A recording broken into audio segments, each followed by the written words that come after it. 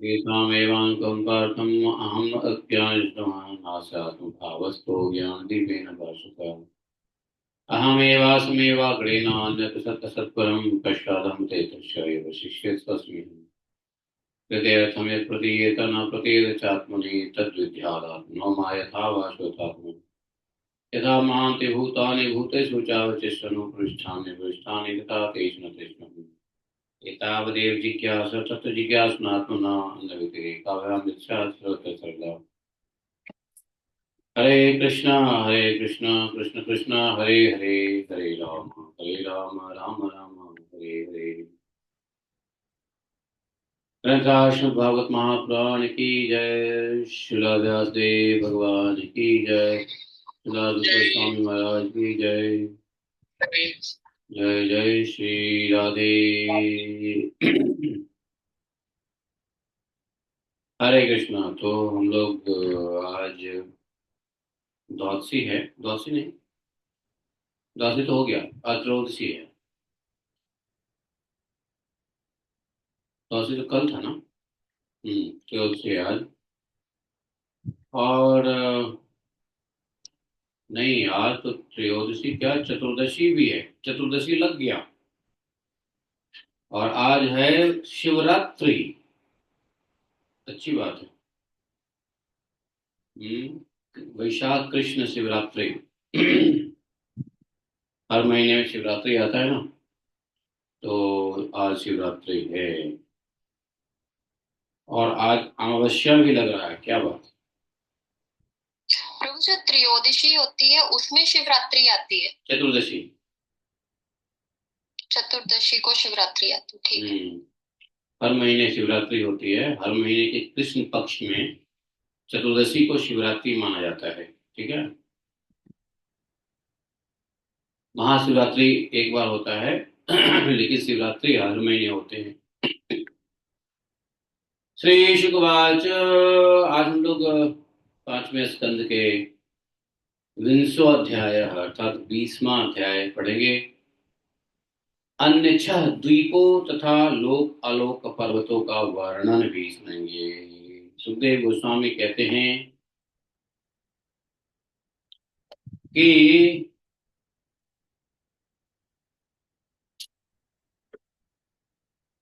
राजन अतः परम लक्षादीनां प्रमाण लक्षण संस्थान तो वर्ष विभाग उपवर्णते जम्बुद्वीपो अयम् यावत् प्रमाण विस्तारस्तावता क्षारोदधीना परिवेष्टितो यथा मेरुः जब्बाख्येन लवणोदधिरापि ततो द्विगुण विशालेन लक्षाख्येन परिच्छिन्नो यथा परिखा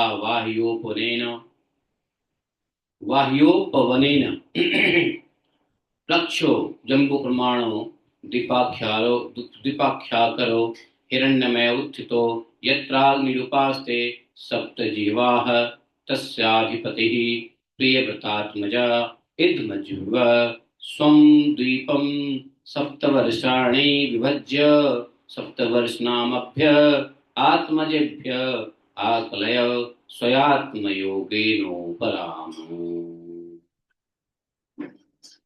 ॐ अज्ञानतिमिरान्धस्य ज्ञानाञ्जनशलाकया चक्षुर्मीलितं येन तस्मै श्रीगुरुवे नमः। श्रीचैतन्यमनोभीष्टं स्थापितं येन भूतले स्वयं भूत्वा गदामह्यं ददाति स्वपदान्तिकम्।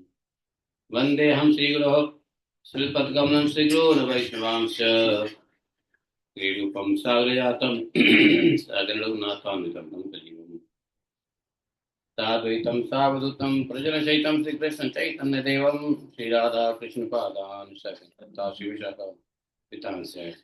हे कृष्ण करुणा सिन्धो दीनबन्धो जगत्पते गोपेश गोपिकान्तं राधाकान्तं नमोऽस्तुते तप्त काञ्चन गौराङ्गी राधे वृन्दावनेश्वरे वृषभानुसुते देवी प्रणमामि हरिप्रिये। वाञ्छाकल्पतरुभ्यश्च कृपा सिन्धुभ्यैव च पतितानां पावनेभ्यो वैष्णवेभ्यो नमो नमः। जय श्री कृष्ण चैतन्य प्रभु नित्यानंद श्री अद्वैत गदाधर श्रीवासादि गौर भक्तवृंद। हरे कृष्णा कृष्ण कृष्ण हरे हरे हरे राम राम राम हरे हरे। जाओ। सुखदेव जी ने कहा, राजन, अब परिमाण में लक्षण और स्थिति के अनुसार इसका चार्जर दो, लैपटॉप का चार्जर नीचे से तार दो बस। अब परिमाण, लक्षण और स्थिति के अनुसार पिपलाक्ष आदि अन्य द्वीपों के वस्त्र विभाग का वर्णन किया जाता है।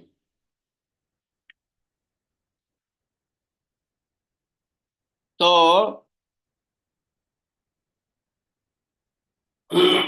जिस प्रकार मेरू पर्वत जम्बू द्वीप से घिरा हुआ है, उसी प्रकार जम्बू द्वीप भी अपने ही समान परिमाण और विस्तार वाले खारे जल के समुद्र से परिवेष्टित है चारों बगल। जम्बू द्वीप जिस प्रकार मेरू पर्वत जम्बू द्वीप से घिरा हुआ है, वैसे ही जम्बू द्वीप भी अपने चारों बगल किससे घिरा हुआ है? तो खाड़े समुद्र से घिरा हुआ है। जम्बू द्वीप की फोटो देखा ना, चारों बगल लवण सागर है, उसको बोलते हैं लवण सागर। जिस सागर, जिस जम्बू द्वीप के चारों बगल जो सागर है उसको लवण सागर कहते हैं, खारा समुद्र। फिर खाई जिस प्रकार बाहर के उपवन से घिरी रहती है, उसी प्रकार खार समुद्र भी अपने से दूने विस्तार वाले हैं पिपलक्ष द्वीप से घिरा हुआ है। पिपलक्ष द्वीप से घिरा हुआ है। जम्बू द्वीप पे जितना बड़ा जामुन का पेड़ है, उतने ही विस्तार वाला यहाँ सोने का स्वर्णमय प्लक्ष पाकर का वृक्ष है। उसी के कारण इसका नाम प्राप्त प्लक्ष द्वीप, पाकर का पेड़ होने से लक्षद्वीप पड़ा। तो जम्बूद्वीप से बड़ा आकार है लक्षद्वीप, जहां 7 जीवाओं वाले अग्निदेव विराजते हैं। इस द्वीप के अधिपति प्रियव्रत पुत्र महाराज इद्मजीव थे। इस द्वीप के अधिपति प्रियव्रत पुत्र महाराज अधिजीव थे। उन्होंने इसको 7 वर्ष में बांट दिया और उन्हें उन वर्षों के समान नाम वाले अपने सभी 7 पुत्रों को सौंप दिया। स्वयं अध्यात्म योग का आश्रय लेकर के उपराम हो गए, उपरत हो गए, निवृत्त हो गए।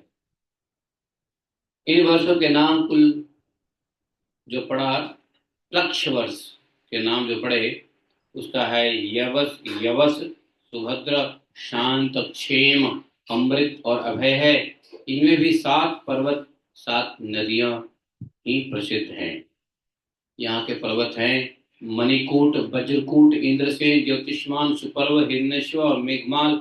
ये 7 मर्यादा पर्वत हैं।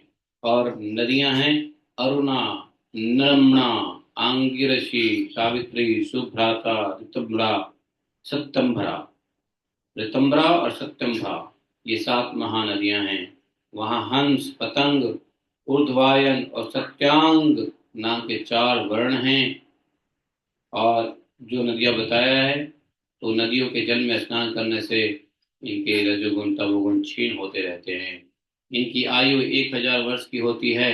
इनके शरीर में देवताओं की भांति थकावट, पसीना आदि नहीं होता है। वहां के लोग भी 4 वर्ण के होते हैं। 4 वर्ण में बताया कौन कौन से 4 वर्ण? हंस, पतंग, ऊर्ध्वायन और सात्यांग, ये 4 वर्ण है वहाँ। और वहाँ लोग इन्हीं नदियों में स्नान करते हैं और इससे उनका तमोगुण रजोगुण क्षीण होता रहता है।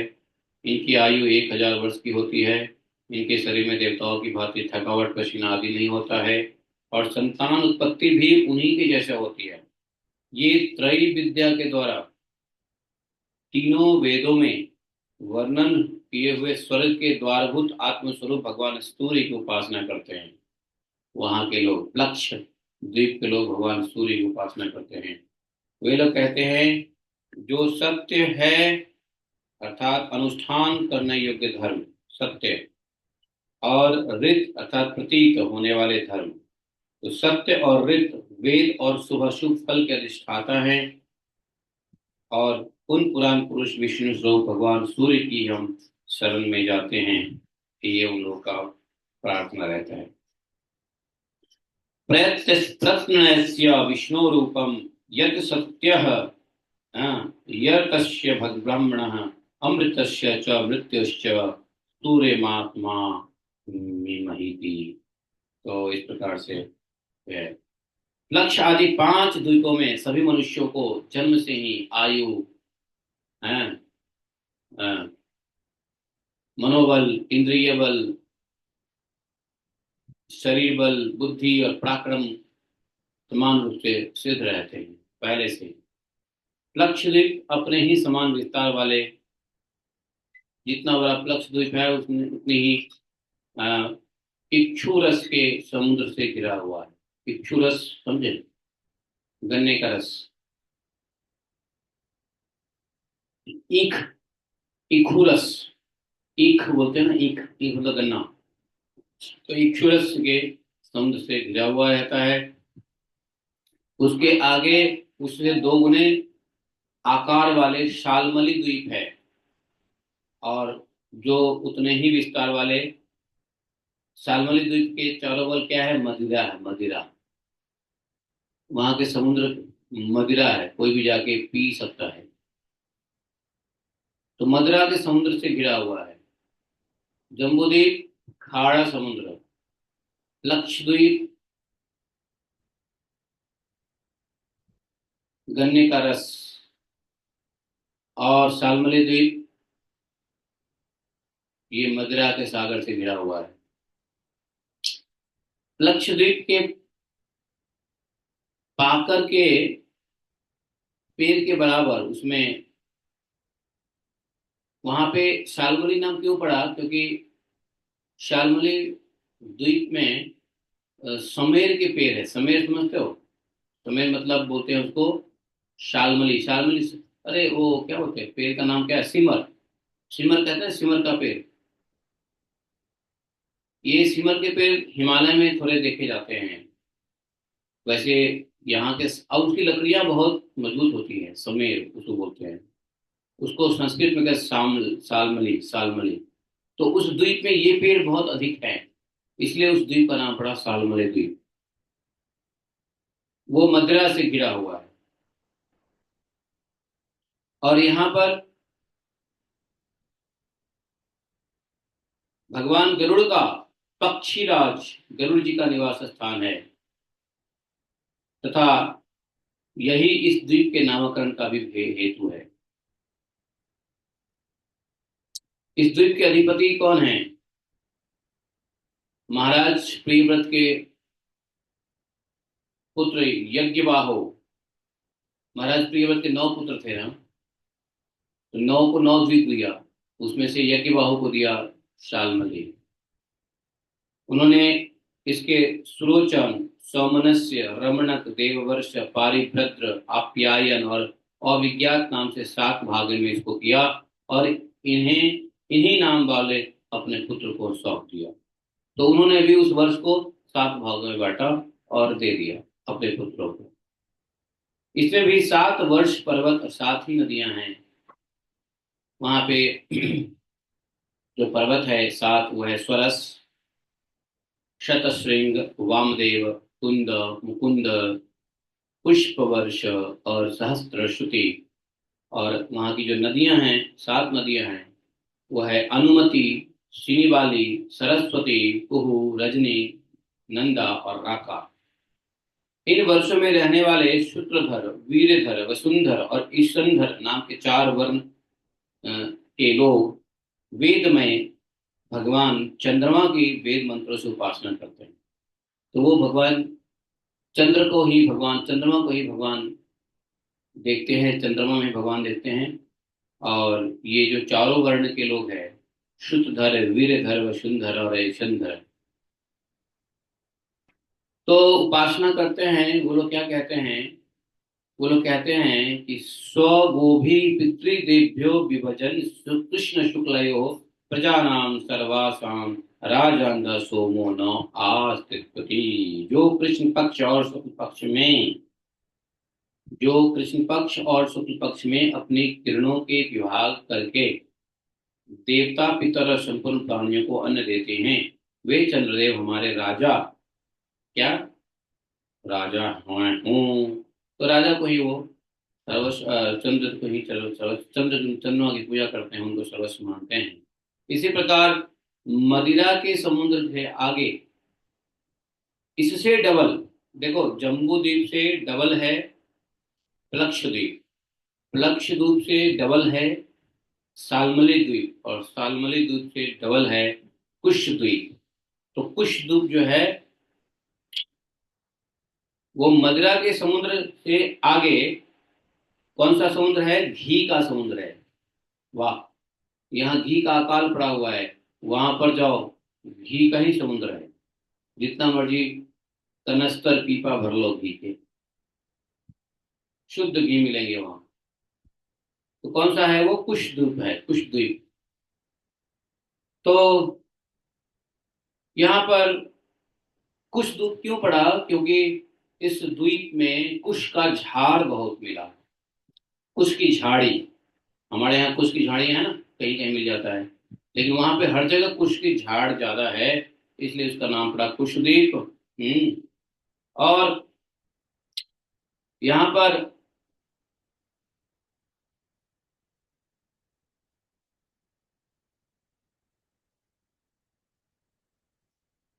बोले राजन, इस कुशद्वीप के अधिपति प्रिव्रत महाराज के जो पुत्र थे उनका नाम था हिरण्यरेखा, हिरण्यरेखा, हिरण्यरेखा। इन्होंने इसके भी 7 भाग में किए और अपने 7 पुत्रों को दे दिया। पुत्र कौन थे उनके? वसु, वसुदान, दृढ़ रुचि, नाभिगुप्त, स्तुत्यव्रत, विभक्त और वामदेव, ये 7 पुत्रों को दे दिया और स्वयं तपस्या करने के लिए चले गए। उनकी सीमाओं को निश्चय करने वाले 7 पर्वत वहां बने, और 7 नदियां भी वहां पे भी, 7 नदियां, 7 पर्वत। पर्वतों के नाम कुछ ऐसा है: चक्र, चतुसिंग, कपिल, चित्रकूट, देवानीक, ऊर्ध्वरोमा, रवि, द्रविण इत्यादि नाम के पर्वत हैं। और उनकी 7 नदियां हैं, जैसे रसिकुल्य, रसकुल्य, मधुकुल्य, मित्रबिंदा, मित्रबिंदा, श्रुतबिंदा, देवगर्भा, दित्यचिता और मंत्रमाला, ये 7 नदियां हैं।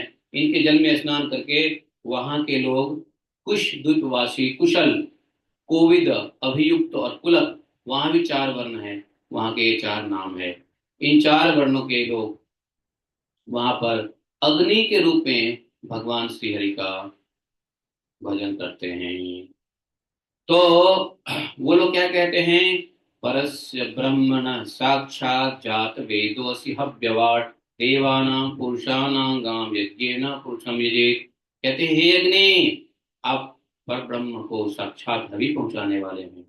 भगवान को साक्षात हवि, अग्नि में ही हम भविष्य डालते हैं। तो कहते हैं कि आप परब्रह्म परमात्मा को साक्षात हवि पहुंचाने वाले हैं, अतः भगवान के अंगभूत देवताओं के यजन द्वारा आप उन परम पुरुष का ही यजन करें।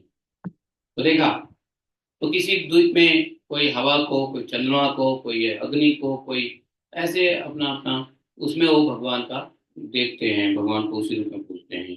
राजन परीक्षित जी, अब देखो, घृत समुद्र, घी के समुद्र से आगे बढ़ो तो उस कुश द्वीप, जो घी का समुद्र है जिसमें कुश, तो कुश द्वीप से डबल जो द्वीप है वह है क्रंच द्वीप।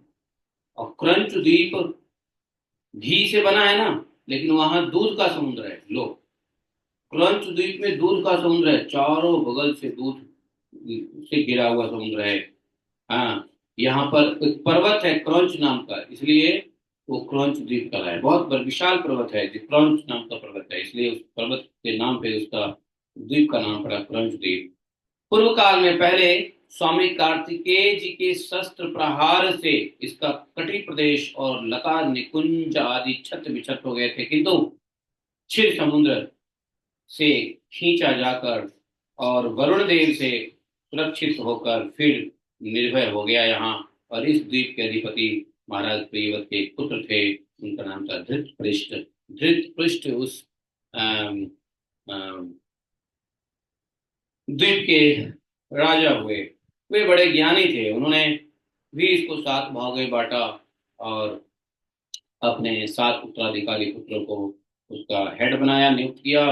हाँ, हाँ, और स्वयं संपूर्ण जीवों के अंतरात्मा परम कल मंगल में कीर्तिशाली भगवान श्री हरि के पावन पाद अरविंद का शरण लिया। अपने बच्चों को 7 भागों में बांट के 7 बेटों को दे पूरा द्वीप बांट कर खुद भगवान की भजन में चले। महाराज धृतपृष्ठ के 7 पुत्र हुए।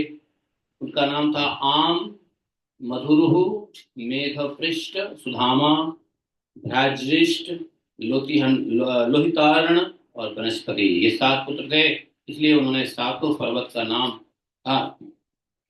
7 वर्ष में ये 7 पर्वत भी है, 7 ही नदियां भी हैं। तो पर्वत का नाम कुछ ऐसा है: शुक्ल, वर्धमान, भोजन, उपवर्ण, नंद, नंदन, सवितोभद्र इत्यादि। नदियां हैं अभया, अमृतौघा, आर्या, आर्यका, तीर्थवती, वृत्तिरूपवती, पवित्रवती, शुक्ला। इनके पवित्र और निर्मल जल का सेवन करने वाले वहां के पुरुष ऋषभ, द्रविड़ और देवक नामक 4 वर्ण वाले निवासी जल से भरी हुई अंजलि के द्वारा आपो देवता, देखो, जल के देवता की पूजा करते हैं, जल के देवता की उपासना करते हैं। और वो लोग कहते हैं: हे आपः पुरुषी पुरुषवीर्यास्थपनन्ति भूर्भुवः वस्वः तानः पुनीतमिग्वनि स्मृतात्मनात्मा भवति। तो इस प्रकार से जल के देवता जो है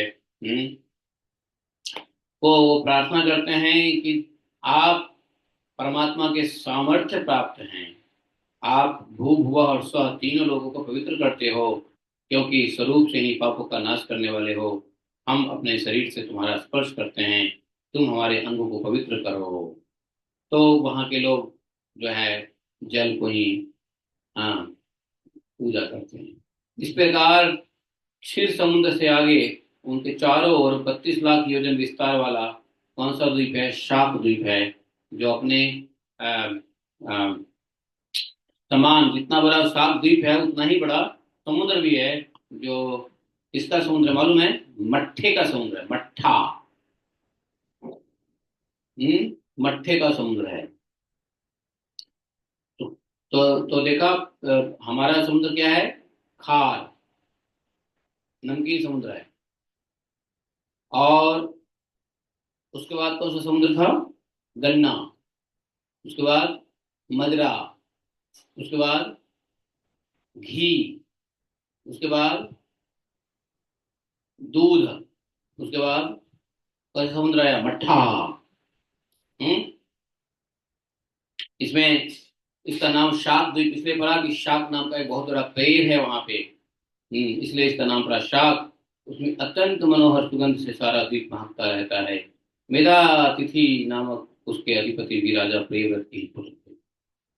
उन्होंने भी अपने द्वीप के 7 वर्ष में बांटा और इस प्रकार से अपने 7 नाम वाले पुत्र को पुरज्व, मनुज्व, पवनाभ, धूम्रादि, चित्रफेड़े, बहुरूप, विषधार और अधिपति उसके नियुक्त करके स्वयं भगवान के चरण शरण में भगवत प्राप्ति के लिए तपोवन को चले गए। इन वर्ष में 7 मर्यादा पर्वत और 7 नदियां हैं। देखो, पर्वत के नाम है इस वर्ष में ईशान, पुरुश्रृंग, बलभद्र, शातकेशर, सहस्त्रश्रोत, देवपाल और महानस। और नदियां कौन से हैं? अनघा, आयुर्दा, उभयस्पृष्टि, अपराजिता, पंचपदी, सहस्त्रश्रुति और निज धृति है। उस वर्ष के ऋत व्रत, सत्य व्रत, दान व्रत और अनुव्रत नामक पुरुष प्राणायाम द्वारा अपने रजोगुण तमोगुण को छीन कर महान समाधि के द्वारा वहां के लोग वायु रूप को पूजा करते हैं, वायु को पूजा करते हैं। समझे? तो इस प्रकार वो लोग वायु को पूजा करते हैं और तथा प्रार्थना करते हैं: अंतः प्रविश्य भूतानि यो बिभर्त्यात्मकेतुभिः अंतर्यामीश्वरः साक्षात् पातु नो यद्विषे स्फुटम। जो प्राण आदि वृत्ति रूप अपने ध्वजाओं के सहित प्राणियों के भीतर प्रवेश करके उनका पालन करते हैं तथा संपूर्ण दृश्य जगत जिनके अधीन हैं, वे साक्षात अंतर्यामी वायु भगवान हमारी रक्षा करें। देखा, तो कहीं जल को पूजा हो रही है, कहीं वायु को पूजा हो रहा है, कहीं अग्नि को पूजा हो रहा है, कहीं पे आकाश को पूजा हो रहा है। हैं? आपने देखा होगा साउथ जो वेस्टर्न फिलोसफी है, वेस्टर्न फिलोसफी में अलग अलग फिलोसफर में ने, जैसे प्लूटो ने कहा कि नहीं, द वर्ल्ड कहाँ से निकला है, हवा से निकला है। तो कुछ अरस्टो ने कह दिया नहीं, ये जल से निकला है। साउथ इंडिया कहते हैं, वेस्टर्न पाश्चात्य जो दर्शन है शायद, उसको पढ़ोगे तो पता चलेगा कि अन्य अन्य जितने भी वैज्ञानिक है, इसने सिद्ध किया है कि नहीं, जल ही, water is the source of origin source of universe. किसने कहा नहीं, fire is the source of origin of the universe. तो इस तरीके से वेस्टर्न फिलोसफी इसी चक्कर में घूमते रह गए। लेकिन वास्तव में हमारे भारतवर्ष के अलावा, हमारे जम्बू द्वीप के अलावा जितने भी द्वीप हैं, उस सब में ऐसे ही लोग पूजा करते हैं। लेकिन अन्य द्वीपों में भगवान का साक्षात पूजा नहीं करते, भगवान के पंचतत्व को ही भगवान मान के पूजा करते हैं। पंचतत्व भगवान तो हैं ही, लेकिन भगवान का इससे भी ऊपर का स्वरूप है, जो सिर्फ जम्बू द्वीप के भारतवर्ष में ही भगवान प्रकट होते हैं। अच्छा, भगवान अन्य द्वीपों में नहीं जाते, अन्य द्वीपों में भगवान का अवतार नहीं होता है, सिर्फ जम्बू द्वीप में होता है, वो भारतवर्ष में बस। तो ये भारतवर्ष भूमि इसलिए भी इतना, जम्बू द्वीप इतना महत्व है क्योंकि यहाँ पे सुमेरु है, भारतवर्ष है, और यहाँ जम्बू द्वीप में भगवान हर वर्ष में अपने विग्रह के साथ उपासना प्राप्त करते हैं। भारतवर्ष तो खास कर्म भूमि है ही, बाकी वर्षों में बस ऐसे ही चल रही है जीवन, है, पाप नहीं पुण्य नहीं, शेष जो है। तो वहाँ के लोग क्या करेंगे, वहाँ के लोग को डायरेक्ट भगवत धाम नहीं मिलती है, अन्य अन्य द्वीपों को लोगों को भगवत धाम डायरेक्ट नहीं मिलती है, उनको आना पड़ेगा जम्बू द्वीप में, और जम्बू द्वीप में आकर के भारत भूमि में उनको भजन करना पड़ेगा, भक्ति करना पड़ेगा। भारत भूमि में भक्ति करने के बाद ही भगवत धाम जाया जा सकता है। अन्य जगह पर भगवान की सीधी भक्ति नहीं होती है, वहां सब इनडायरेक्ट भक्ति होती है, समझे। इस तरह से उसके आगे बढ़ो, एक अंतिम द्वीप है, उसका नाम क्या है, पुष्कर द्वीप, समझे। पुष्कर द्वीप है, और पुष्कर द्वीप जो है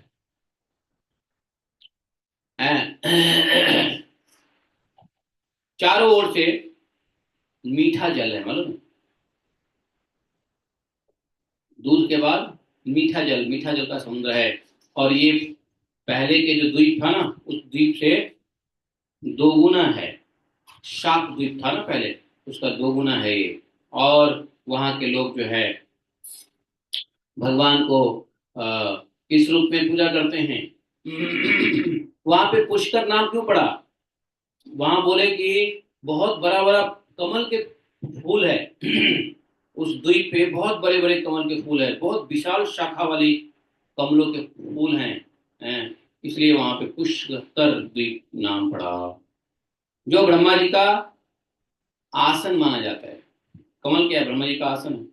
उस द्वीप के बीचों बीच उसके पूर्वी और पश्चिमी विभागों को मर्यादा निश्चित करने वाला मानसोत्तर नामक एक ही पर्वत है। इसका 10,000 योजन ऊंचा और उतना ही लंबा है। इसके ऊपर चारों दिशाओं में इंद्र आदि लोकपाल की 4 पुरियां हैं इस पर्वत के ऊपर, और इन पर मेरु पर्वत के चारों ओर घूमने वाले सूर्य की रथ का संवत्सर रूप पहिया देवताओं के दिन और रात अर्थात उत्तरायण दक्षिणायन के क्रम से हमेशा घुमा करता है। उस द्वीप का अधिपति प्रियवत वितिहोत्र के नामक वितिहोत्र भी अपने पुत्र रमणक और धाति को दोनों वर्ष का अधिपति बनाकर स्वयं बड़े भाइयों की तरह ही भगवत सेवा में चले गए। वहां के निवासी ब्रह्मा रूप भगवान श्री हरि की ब्रह्म सालोक्य आदि की प्राप्ति कराने वाले कर्मों से आराधना करते हुए इस प्रकार स्तुति करते हैं। यत् कर्ममयं लिंगम ब्रह्मलिंगम जनोरचयत् एकांतम द्वयं शांतम तस्मै भगवते नमः। तो यहाँ पे इसकी पूजा हो रही है।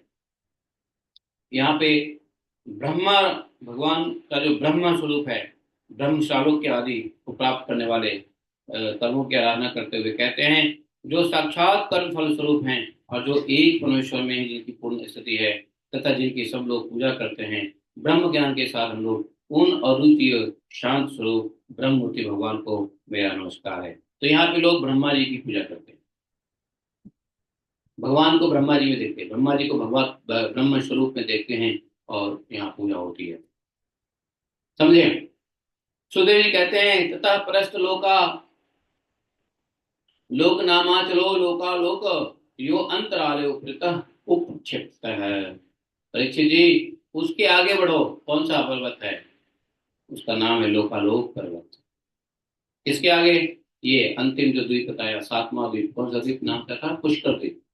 इसके आगे लोकालोक पर्वत है। यह पृथ्वी के सब और सूर्य आदि के द्वारा प्रकाशित और अप्रकाशित प्रदेशों के बीच में उनका विभाग करने के लिए स्थित है।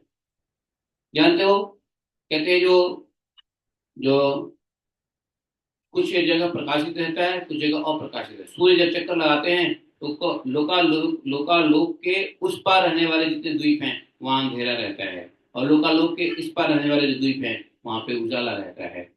तो बोले कि सूर्य आदि के द्वारा प्रकाशित और अप्रकाशित प्रदेशों के बीच में उनका विभाग करने के लिए स्थित है। मेरु से लेकर मानसोत्तर पर्वत तक जितना अंतर है उतनी ही भूमि शुद्धोदक समुद्र के उस उस ओर है।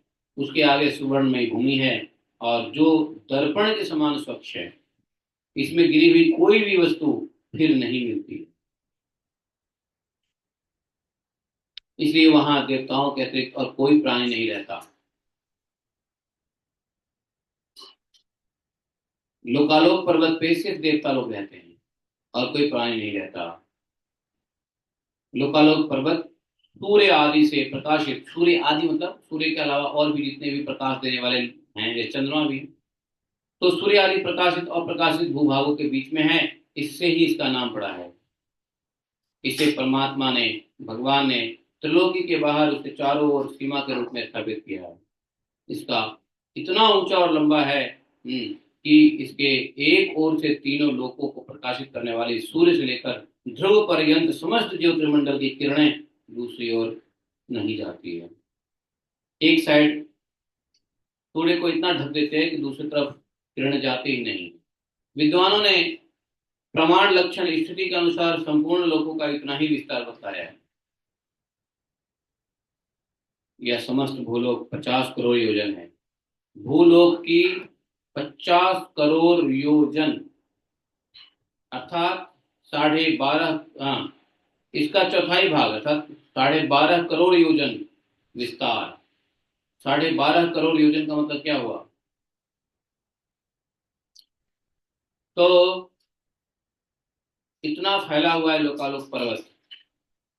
इसके ऊपर चारों दिशाओं में समस्त संसार के गुरु स्वयं ब्रह्मा जी ने संपूर्ण लोकों की स्थिति के लिए ऋषभ, पुष्कर, चूड़, वामन, अपराजित नाम के 4 गजराज नियुक्त किए हैं। देखो, सुमेरु पर्वत है ना, सुमेरु पर्वत की ऊंचाई कितनी है? लाखों योजन बताया है ना। तो सबसे ऊपर में, सुमेरु पर्वत के ऊपर में जब ब्रह्मा जी होते हैं, बैठते हैं, तो जब चारों तरफ देखते हैं तो सुमेरु पर्वत के ऊपर से सभी द्वीप दिखता है। सभी द्वीपों को देख सकते हैं ब्रह्मा जी।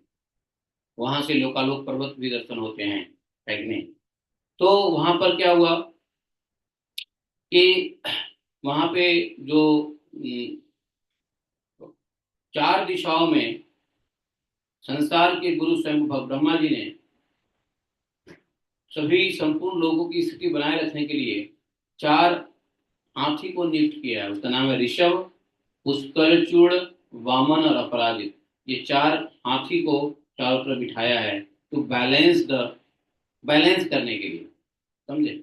इन दिग्गजों और अपने अंश स्वरूप इंद्र आदि लोकपालों की अलग अलग विविध शक्तियों की समृद्धि और समस्त लोगों के कल्याण के लिए परम ऐश्वर्य के अधिपति सर्वांतर्यामी भगवान श्री हरि अपने विश्वक्सेन आदि पार्षदों के सहित इस पर्वत पर सब ओर से विराजते हैं।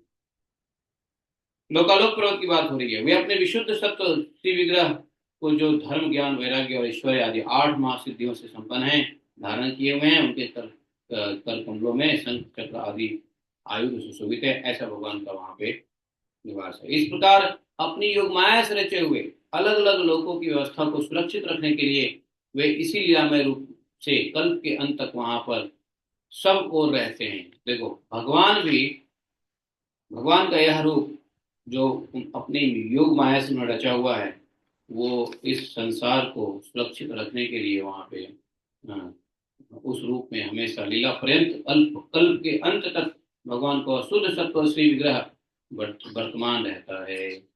वहां भगवान सभी प्रकार की महासिद्धियों को धारण किए होते हैं। लोकालोक के अंतर्वर्ती भूभाग का जितना विस्तार है, लोकालोक पर्वत के जितना बड़ा साइज है, उसी के दूसरी ओर जो पर्वत है, उसका नाम है आलोक प्रदेश के परिमाण की व्याख्या समझ लेनी चाहिए।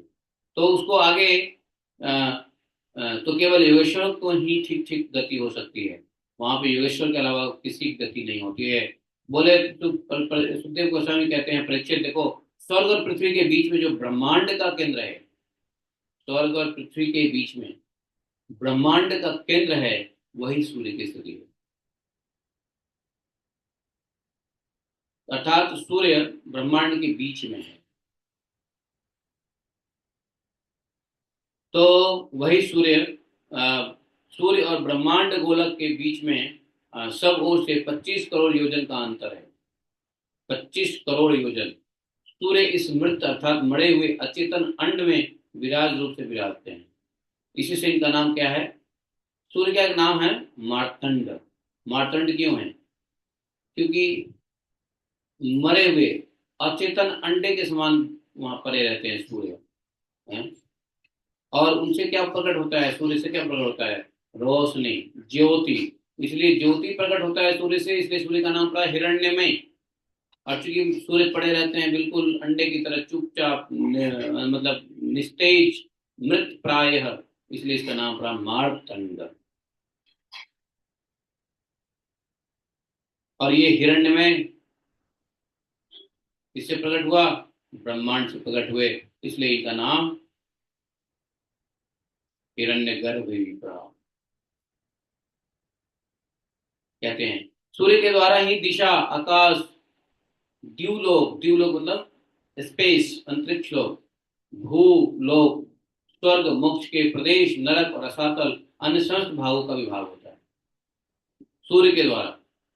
सूर्य से ही दिशा का ज्ञान होता है, सूर्य से ही आकाश प्रतीत होता है, सूर्य से ही अंतरिक्ष का अस्तित्व होता है, भूलोक किधर है, स्वर्ग किधर है, ये सब सूर्य ही है जो डिवाइड करते हैं। सूर्य ही देवता, त्रियक, मनुष्य, सरीसृप, लता, वृक्ष, समस्त समूह की आत्मा और नेत्र इंद्रिय का अधिष्ठाता है। नेत्र का अधिष्ठाता कौन है? सूर्य है। इसलिए सूर्य को नारायण भी कहते हैं, सूर्य नारायण, क्योंकि सूर्य ही देवता, त्रियक, मनुष्य, सरीसृप, लता, चाहे कोई भी हो, लता फता, सबके आत्मा और नेत्र के अधिष्ठाता देवता हैं। तो यहाँ पे श्रीमद् भागवत महापुराण परमहंस संहिता का 5वां स्कंद का भुवन कोश वर्णन, समुद्र वर्ष सन्निवेश परिमाण लक्षणों, 20वां अध्याय। तो इस अध्याय में खासकर तो 20वां अध्याय है, उसमें मोटा मोटी हम लोगों ने समझा कि अन्य 6 द्वीप नहीं, अन्य 8 द्वीप के बारे में समझा, और 9वां द्वीप जो बीचों बीच में है, जम्बू द्वीप। तो इन दूसरे दूसरे द्वीपों को जानने के बाद हम समझ सकते हैं कि जम्बू द्वीप क्यों इतना महत्वपूर्ण है। समझ गए? भगवान की पूजा अगर साक्षात रूप से की जाती है तो सिर्फ जम्बू द्वीप में होता है, बाकी भगवान की विभूतियों की पूजा होती है। हवा, वायु, जल, अग्नि, ये सब क्या है? भगवान की विभूति। वो लोग भगवान भगवान अच्छा, कुछ लोग भगवान का मतलब क्या कहते हैं मालूम है? भगवान को लोग, कुछ लोग कहते हैं भव से भूमि, गौ से गगन, व से वायु, आ से आकाश, न से नीर। तो भगवान मतलब क्या हुआ? जल, वायु, आकाश और ये पंच तत्व को ही भगवान कहते हैं। भगवान का ऐसा भी लोग डेफिनेटली समझते हैं। नहीं, तो उसमें कोई भाव का पूजा करता है, कोई गौ का पूजा करता है, कोई नौ का पूजा करता है, कोई आ का पूजा करता है। नहीं, और जो सब, और जो जो वास्तव में भगवान जम्बू द्वीप में विग्रह में रहते हैं, उसमें सब तो जम्बू द्वीप इसलिए बड़ा विशेष है, छोटा द्वीप है, खारा समुद्र से भरा पड़ा है। भारत वर्ष है, अन्य वर्ष हैं, और अन्य वर्षों में भगवान हर वर्षों में भगवान का विग्रह है, उसके सेवा पूजा होता है, डायरेक्ट होता है। बाकी द्वीपों में इंटरेक्ट होता है, समझे? तो यहाँ पर यह अध्याय 20वां अध्याय समाप्त होता है। हैं 20वां अध्याय समाप्त हुआ। 21वां अध्याय। प्रभु इसके कोई वीडियो वीडियो नहीं है, मतलब पूरा डेमोन्स्ट्रेट नहीं किया हुआ बहुत किसी ने है, आज जाओ, तक इसमें। बहुत है, जाओ देखो, वहां पे लिखा हुआ है द कॉस्मिक क्रिएशन बाय, देख लो वहां पे। कौन सा गोस्वामी है वो, उनका नाम क्या है, महाराज को हमने बनाया हुआ है। हाँ, हाँ, उनका आप देख सकते हो। द कॉस्मिक क्रिएशन टाइप करो, आपको यूट्यूब पे आ जाएगा। हाँ, वो स्वामी का क्या नाम है, महाराज हैं वो। हाँ, दानवीर दानवीर स्वामी, दानवीर स्वामी ने बनाया हुआ है। उन्होंने, आप देख सकते हैं उसको, है वीडियो है। लेकिन वीडियो में सुन लो, सुनोगे तो नींद आ जाएगी, तो एक दो बार तो नहीं समझ में आता है, नींद आती रहती है। लेकिन हाँ, यहाँ भागवतम सुनने के बाद आपको इंटरेस्ट जगेगा, क्योंकि उसमें जो टर्मिनोलॉजी है वो आपको पता होगा भागवतम पढ़ने से, तब पता चलेगा ओ अच्छा ये। तो दानवीर गोस्वामी ने ये बनाया है, ये कॉस्मिक क्रिएशन को। आप चाहो तो दो वीडियो है, 45 मिनट्स की दो वीडियो बनी हुई है, तो उसको आप देख करके पूरा कॉस्मिक क्रिएशन समझ सकते हो। हाँ जी प्रभु, थैंक यू प्रभु जी। तो अब जो 21वां 20वां अध्याय समाप्त हो जाता है यहाँ पर। 21वें अध्याय में सूर्य के रथ और उनकी गति का वर्णन होता है। सूर्य बहुत इंपॉर्टेंट ग्रह है हमारे सोलर सिस्टम में, क्योंकि सूर्य से ही सब कुछ डिसाइड होता है। हर चीज सूर्य से डिसाइड होते हैं, चाहे वो आकाश हो, दिशा हो, अंतरिक्ष हो, भूलोक हो, स्वर्ग हो, चाहे कुछ भी हो, मोक्ष प्रदेश, नरक, सब सूर्य से डिसाइड होता है। हम्म। तो और सभी द्वीपों में यही सूर्य हैं जो प्रकाशित करते हैं। कोई 10 सूर्य नहीं है, एक ही सूर्य है, एक ब्रह्मांड में एक सूर्य बस। तो ऐसे हिरण्यमय मार्तंड, ब्रह्मांड गोलक के बीच में 25 करोड़ योजन जैसा। हाँ, अब यहाँ पर सुखदेव जी कहते हैं, देखो जी परीक्षित जी, आकार और लक्षण के साथ इस भूमंडल का कुल जितना विस्तार है वो हमने बता दिया है। इसी के से विद्वान लोग द्यूलोक का भी परिमाण बताते हैं। जिस प्रकार चना टमाटर आदि के दो दलों में एक का स्वस्वरूप जान लेने से दूसरे भी जाना जा सकता है, उसी प्रकार भूलोक के जो आकार परिमाण है उसको जान लेने से दिवलोक का भी परिमाण जान लेना चाहिए। इन लोगों के बीच अंतरिक्ष लोक है, दिवलोक और पृथ्वी लोक के बीच में अंतरिक्ष है, भूमंडल के अंदर में। और अंतरिक्ष दोनों का क्या है, संधि है, संधि संधि स्थान है अंतरिक्ष, दिवलोक। इसके मध्य में जो द्यूलोक है और हमारा पृथ्वी जो लोक है, भूमंडल, इसके बीच में क्या बताया, तो अंतरिक्ष है। और अंतरिक्ष के अंदर में क्या है, बहुत सारे ग्रह हैं, नक्षत्र हैं, और इन सबों के अधिपति भगवान सूर्य हैं, और अपने ताप और प्रकाश से तीनों लोगों को तपाते और प्रकाशित करते रहते हैं। जानते हो ग्रह बहुत है, मुख्य 7 ग्रह तो हैं ही, 2 ग्रह और हैं, 9 ग्रह है, नवग्रह कहते हैं, नवग्रह। तो सभी में जो सूर्य है, सूर्य की बड़ी चलती है, समझे? सूर्य सबको समान रूप से ऊर्जा देते रहते हैं, प्रकाश देते रहते हैं, तपाते रहते हैं। और वास्तव में चर अचर जितने भी वस्तुएं हैं वो सूर्य से ही परिवर्तन होता है, क्योंकि सूर्य अग्नि है, अर्थात हीट है ना। तो और जो अग्नि है क्या है, वो रूपांतरण करने में, परिवर्तन करने में, रूप, अग्नि का लक्षण है रूप, तो ये पूरे संसार का रूपरेखा बदलते रहते हैं सूर्य भगवान।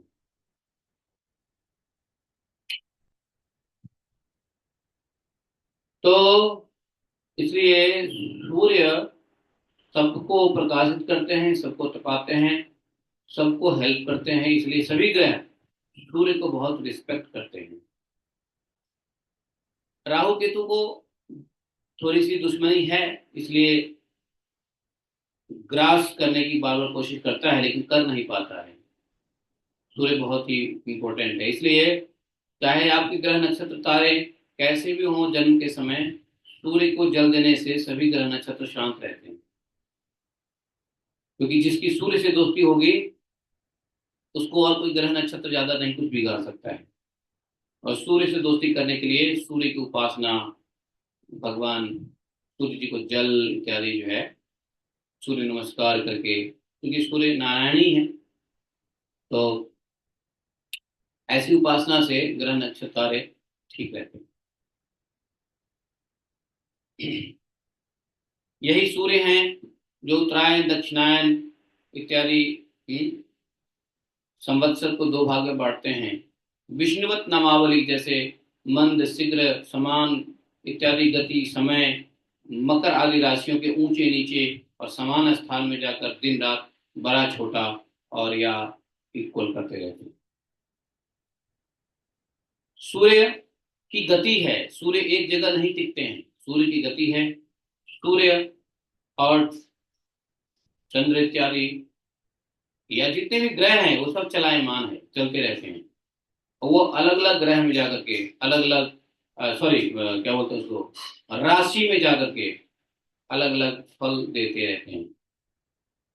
कभी किसी को नीचा दिखाते, कभी किसी को ऊंचा दिखाते, कभी किसी को समान रूप से दिखाते, कोई ग्रह नीचे छोड़ देते, कोई ग्रह को ऊपर ले लेते, कोई ग्रह के बराबर में आ जाते सूर्य चंद्र। तो इस प्रकार से ये इनकी गतियां होती हैं। जब सूर्य भगवान मेष या तुला राशि पर आते हैं तब दिन रात बराबर हो जाता है। ये बात बिल्कुल सही है, क्योंकि मेष और तुला दोनों बराबर पे, सूर्य जो है इस दोनों राशि को बराबर का अधिकार देते हैं, मेष और तुला। मेष जानते हो ना, मेष 12 राशि का प्रथम राशि है मेष, है? हाँ, अंग्रेजी में एरीज कहते हैं। और तुला राशि जो है ना वो सातवां राशि है, 1 2 3 4 5 6, छठा या सातवां राशि है मेष। इसके लिए आपको थोड़ा सा ज्योतिष देखना पड़ेगा। ज्योतिष में बहुत जरूरी है कि आपको राशियों का गणना, राशि को आपको ऐसे नहीं कि कोई भी राशि आपने बोल दिया, नहीं। मेष जैसे राशि में आपको 12 जो राशि है उस राशि को आपको ध्यान देना पड़ेगा, समझे? ये राशि के नाम आपको जानने पड़ेंगे क्रम, क्रम से। क्रम से समझते हो क्या होता है? सीक्वेंस। ये सीक्वेंस में आपको राशि के नाम याद करने पड़ेंगे, तब जाकर के आपको समझ में आएगा। सीक्वेंस में पहला सीक्वेंस क्या है मालूम है? मेष राशि। मेष राशि पहला सीक्वेंस है। तो यहाँ पे जैसे आपने दो चीज देखा होगा, एक होता है सोलर, ल्यूनर, नहीं नहीं, एक गिब्बस, और एक क्या होता है आप उसमें देखते हैं ना, गिब्बस वो होता है गिब्बस, और एक होता है वैनिक, नहीं, अरे वो कहाँ गया मेरा वो, मैं चार्ट दिखा सकता था आपको।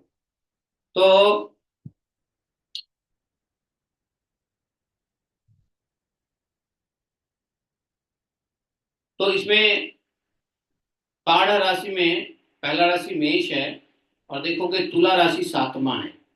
तो बोले कि मेष राशि और तुला राशि पर आता है। तो जब जब सूर्य मेष में आए और तुला में आए तो दिन रात समान हो जाता है।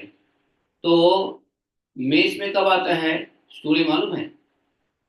अभी जो चल रहे हैं हम मेष राशि में चल रहे हैं, इसलिए अभी दिन और रात समान हो रहा है। आज क्या दिन, तिथि क्या है आज? आज 26 तारीख है और तिथि है लगभग क्या बताया तिथि? हाँ?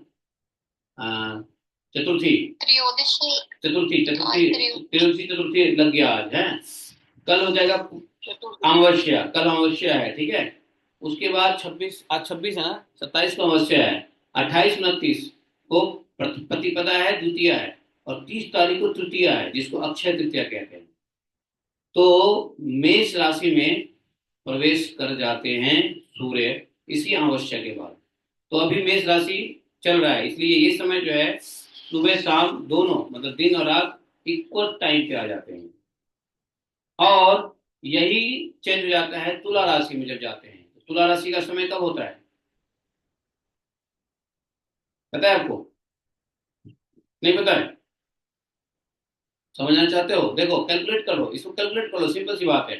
365 दिन होते हैं ना, 365 दिन को 12 से डिवाइड करो, तो हर 30 दिन में एक राशि में सूर्य होते हैं।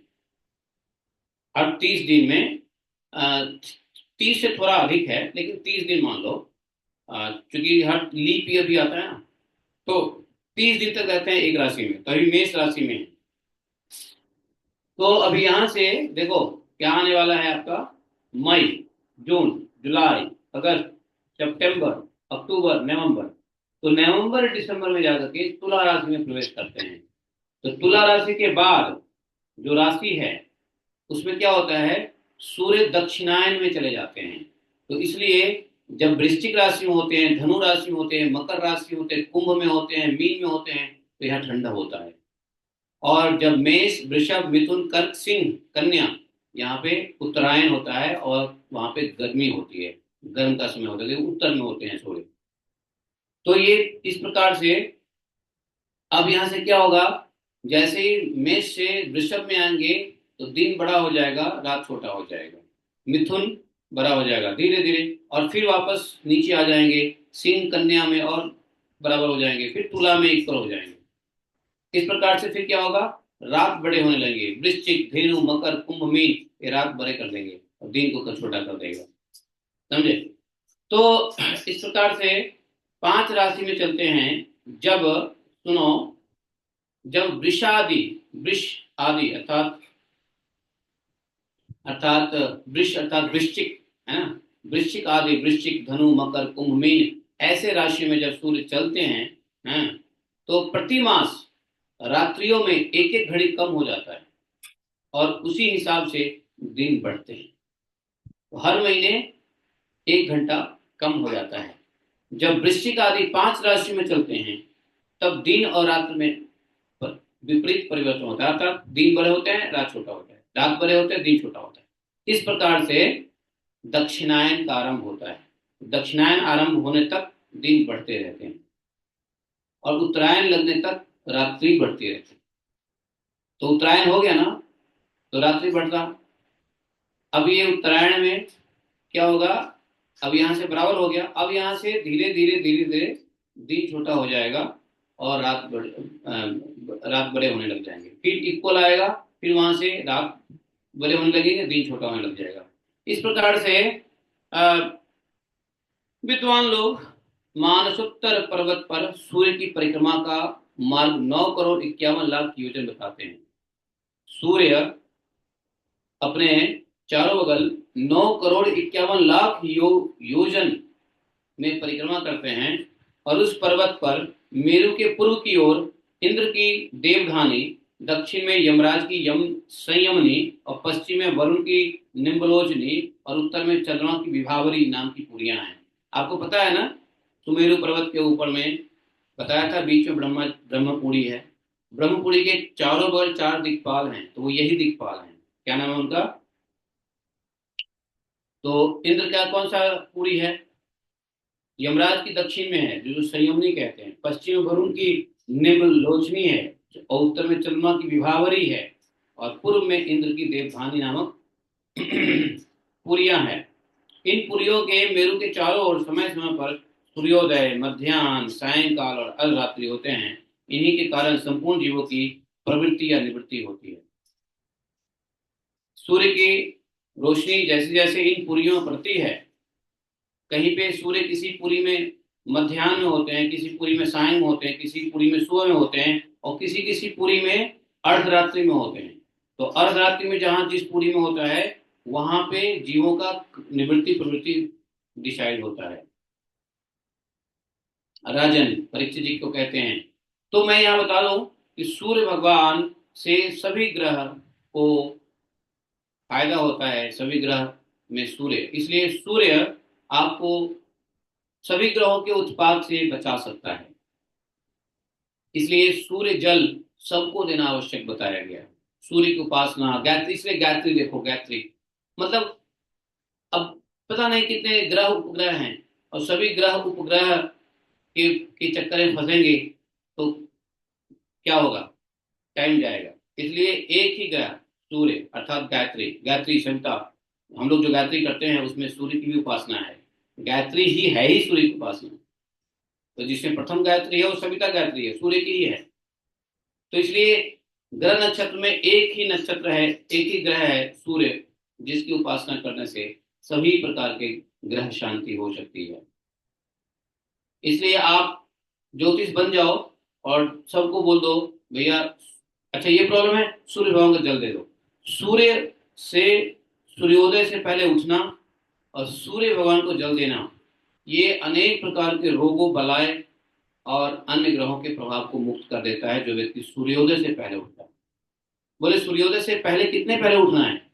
सूर्योदय जब हो ना उसके 40 मिनट पहले उठता है, क्योंकि सूर्योदय के 40 मिनट पहले जो आपका, मैंने बताया था ना सूर्योदय कई प्रकार के होते हैं, मैंने 4 प्रकार के सनराइज बताए थे। एस्ट्रोनॉमिकल सनराइज, क्या बताया था, सिविल सनराइज, ऑफिशियल सनराइज, ऐसे करके 4 प्रकार के सनराइज बताया था आप लोगों को पहले पहले की भागवतम में, याद होगा आप लोगों को, पुराने लोगों को याद होगा। तो एस्ट्रो जो हमारा सिविल, जो ऑफिशियल सनराइज है उससे 40 मिनट पहले सिविल सनराइज होता है, उससे 40 मिनट पहले ट्यूलाइट होता है, उससे पहले नॉटिकल सनराइज होता है। तो ये समझो ऑलमोस्ट, इसलिए एकादशी व्रत में सूर्योदय से तकरीबन हम कहते हैं 1.5 घंटा पहले पानी पी लो। अभी अभी आने वाला है ना एकादशी व्रत, आपका कौन सा व्रत आने वाला है? भीम, हाँ भीम एकादशी या निर्जला पांडव एकादशी, उसमें हम बताते हैं ना 1.5 घंटा पहले पानी पी लो। क्यों इसलिए बताते हैं? क्योंकि जो ऑफिशियल सनराइज हम देखते हैं ना, हमारे हमारे आंखों के सामने होता है, उससे 1.5 घंटा पहले नॉटिकल सनराइज हो गया रहता है समुद्र में। तो इसलिए 1.5 घंटा पूर्व पानी वानी पी के रेडी हो जाओ, ऐसा है। तो सनराइज से पहले अगर 1.5 घंटा पहले उठे तो बहुत उत्तम बात है। अगर 1.5 घंटा पहले नहीं उठे तो कम से कम 40 मिनट पहले उठ जाओ, 30, 35, 40 मिनट पहले उठ जाओ। मतलब ऑफिशियल सनराइज से पहले जो सिविल सनराइज होता है, ट्यूलाइट, उस समय उठ जाना चाहिए। और ट्यूलाइट 2 बार होता है, ट्यूलाइट जो होता है 2 बार होता है, एक सुबह होता है, शाम को होता है। तो इन ट्यूलाइट में कभी सोना नहीं चाहिए, कभी कोई मटेरियल चीजें नहीं पढ़नी चाहिए, कोई काम भी नहीं करना चाहिए। वहां बैठ के साधना करो, जप करो, महामंत्र करो, हवन करो। ऋषि लोग ट्यूलाइट में क्या करते हैं? अग्निहोत्र करते थे, संध्या, सुबह संध्या की गायत्री करते थे। आप गायत्री नहीं करना है तो आप जप कर सकते हो, उस समय गीता का कोई पाठ कर सकते हो, यज्ञ हवन वो हो गया। या अगर अग्निहोत्र करना है तो अग्निहोत्र करो। ये ट्विलाइट का समय होता है, सुबह शाम, जिसको गोधूली कहते हैं ना। तो ये सूर्य सभी राशियों को, सभी राशि कहते हैं, सभी ग्रहों को पोषण करने वाले हैं, प्रकाशित करने वाले हैं, तपाने वाले हैं, और सभी की गति को नियंत्रित करते हैं सूर्य। इसलिए सूर्य की उपासना करने वाले को बाकी सभी ग्रहों को से ज्यादा डर नहीं लगता। वो आपको नुकसान भी करने के बजाय आपको फायदा करके जाएगा। सच बता रहा हूं, ये सूर्य की ऐसी महत्व है। अब देखो कि हालांकि राहु और केतु को सूर्य से प्रॉब्लम है, क्योंकि सूर्य और चंद्रमा दोनों ने चुगली कर दी थी कि भाई ये देखो देवताओं के बीच में दैत्य आ गया, इससे दुश्मनी उनको हो गया। लेकिन फिर भी उसकी भी गति, क्योंकि वो ग्रह में आ गया, ब्रह्मा जी ने उसको ग्रह की पोजीशन दे दी, तो उसकी भी गति सूर्य ही डिसाइड करते हैं। तो राहु और केतु भी सूर्य उपासक को फायदा ही पहुंचाता है, समझे? जैसे मान लो किसी की राहु की दशा चल रही हो, और राहु या केतु की दशा चल रही हो, तो राहु की दशा में अगर वो सूर्य की उपासना कर रहा होगा तो राहु राहु उल्टा फायदा करके जाएगा। समझे? वो अलग की बात है कि राहु दुश्मनी से सूर्य को निगलने की कोशिश कभी कभी करता है, कभी कभी करता है जब सूर्य ग्रहण लगते हैं, लेकिन ओवरऑल जब राहु को याद आ जाता है कि ये यही है जो हमको पकड़वा दिया था, अमृत नहीं पीने दिया था, तो हालांकि अमृत तो पी लिया था उसने, तो वो क्या करते हैं, वो कभी कभी अपनी पुरानी याद को ताजा करके वो सूर्य को ग्रहण करते हैं, ग्रहण करने की कोशिश करते हैं लेकिन कर नहीं पाता। लेकिन अदरवाइज क्योंकि ग्रह के अंदर में आ गया है, नवग्रह में आ गया है केतु राहु, तो सूर्य की गति के मुताबिक उसकी गति होती है, सूर्य से ही वो प्रकाशित होता है, सूर्य से ही ऊर्जा लेता है वो भी। सूर्य के अलावा किसी भी ग्रह के पास अपना प्रकाश फैलाने की कोई क्षमता नहीं है। सभी ग्रह सूर्य के प्रकाश को प्रतिबिंब करके ही प्रकाश फैलाते हैं। जैसे चंद्रमा है, चंद्रमा के पास अपना प्रकाश है नहीं है, वो किससे प्रकाशित होते हैं? सूर्य से प्रकाशित होते हैं। और चंद्रमा बहुत नजदीकी ग्रह है पृथ्वी के, इसलिए चंद्रमा का बहुत सारा लाइट हमारे पृथ्वी पे आता है, शीतलता महसूस होता है चंद्रमा में। हम अंधेरा, चंद्रमा की रोशनी में शीतलता और प्रकाश उजाला और इसका जो हम अनुभव करते हैं वो सूर्य की वजह से ही होता है। इसलिए इस प्रकार से जितने भी ग्रह हैं, शनि हो चाहे बुध हो चाहे शुक्र हो, सभी ग्रह सूर्य से ही प्रकाशित होते हैं। तो इसलिए सूर्य बड़ा इंपॉर्टेंट है। तो सबको सूर्य नमस्कार, सूर्य का जल अर्घ, है ना, आप दे सकते हैं। हाँ, और गायत्री तो खैर सभी वैष्णव करते ही हैं, है ना। तो गायत्री उपासना सूर्य की उपासना ही है, इसलिए एक सूर्य की उपासना करो, बाकी सभी ग्रह शांत। समझे? तो नहीं तो 9 ग्रह हैं, सभी ग्रह अपना अपना प्रभाव डालेगा, कहाँ कहाँ ग्रह के पीछे भागोगे। तो पहला जो करना है वो तो, और देखो, जो व्यक्ति सूर्योदय से पहले नहीं उठेगा, बाकी ग्रह उसको जबरदस्ती झपट्टा मारेंगे, पक्की बात है, जहां मौका मिलेगा बाकी ग्रह उसको पकड़ेगा। इसलिए सूर्य से सूर्योदय के बाद कभी मत सो। यदि तबीयत खराब है, हारे, परेशान हो, अलग की बात है, लेकिन यह रेगुलर रूटीन नहीं होना चाहिए सूर्योदय के बाद सोने का, है कि नहीं। तो मैं थोड़ा इसलिए बताया क्योंकि सभी ग्रहों का जो प्रभाव है वो सूर्य से सूर्य उपासक के ऊपर नहीं पड़ता है। तो जब तो ये जो सूर्य जो परिक्रमा करते हैं, अपने परिक्रमा मार्ग जो सूर्य का है परिक्रमा मार्ग, वो सूर्य का परिक्रमा मार्ग कितना है? 9 करोड़ 51 लाख योजन बताते हैं। और उस पर्वत पर मेरु के पूर्व की ओर इंद्र की देवधानी, दक्षिण में यमराज की संयमनी, ये सब बताया। और जैसे जैसे इन पुरियों में जाते हैं, संपूर्ण जीवों का प्रवृत्ति और निवृत्ति यहीं से डिसाइड होता है। समझे? जैसे यमराज की संयमनी पे जब जाते हैं सूर्य, तो यमराज उनको जीवों को सजा देने में एक्टिव हो जाते हैं, जीवों को सजा दिलाने लग जाते हैं। जैसे ये वरुण की निम्बलोचनी में जाते हैं, तो जीवों को डिप्रेस करते हैं, जीवों को हतोत्साहित करते हैं। समझे? जैसे ही उत्तर में चंद्रमा पे जाते हैं, विभावरी पूर्णी में, तो चंद्रमा पे जाते हैं तो वहां पे जीवों को, किसी को निवृत्ति किसी को प्रवृत्ति, अपने अपने संस्कार से उसको देते रहते हैं। बोलते हैं देखो परीक्षित जी, जो लोग सुमेरु पर रहते हैं उन्हें तो सूर्य देव सदा मध्यकालीन रहकर ही तपाते रहते हैं। सुमेरु के ऊपर में तो हमेशा सूर्यदेव की प्रकाश पड़ती रहती है। और वे अपनी गति के अनुसार अश्विनी आदि नक्षत्रों की ओर जाते हुए यद्यपि सुमेरु को बाईं ओर रखकर चलते हैं, तो भी, तो सूर्य जब चलते हैं ना अपने परिक्रमा मार्ग पे, तो सुमेरु पर्वत को कहाँ रखते हैं? बाईं ओर, नहीं दाईं ओर रखते हैं, दाईं ओर। हाँ, सारी परिक्रमा दाईं ओर, जिसकी हम परिक्रमा करते हैं वो दाईं ओर रहते हैं। तो उसको जो है आ, मेरू को बाईं ओर रखते हैं, लेकिन बाकी जितने भी आ, आ, वो हैं, पर्वत हैं, जैसे लोकालोक पर्वत, ये सब उसको दाईं ओर रखते हैं वो। इसको एक मैं चार्ट भेजूंगा आप लोगों को ग्रुप में, उस चार्ट को देख के समझ जाओगे सूर्य की गति कैसी होती है, दाएं कौन सा है बाएं कौन सा साइड में। कहते हैं जिस पुरी में सूर्य भगवान का उदय होता है, उसके ठीक दूसरी ओर अस्त मालूम होता है। मान लो उत्तर में अगर उदय है तो दक्षिण में अस्त रहेगा, मतलब यमपुरी में अस्त रहेगा। उत्तर में इंद्रपुरी में यदि, है ना, इधर वरुणपुरी में उदय होगा तो पश्चिम में अस्त दिखाई देगा। ऐसा मालूम होता ही रहता है। वहां के लोग पसीने पसीने करके तप रहे होंगे। जब जहां पे सूर्योदय होता है वहां पे सूर्योदय, सूर्य की ताप जो है वहां के लोगों को तपाते रहते हैं, पसीना आता रहता है उन लोगों को।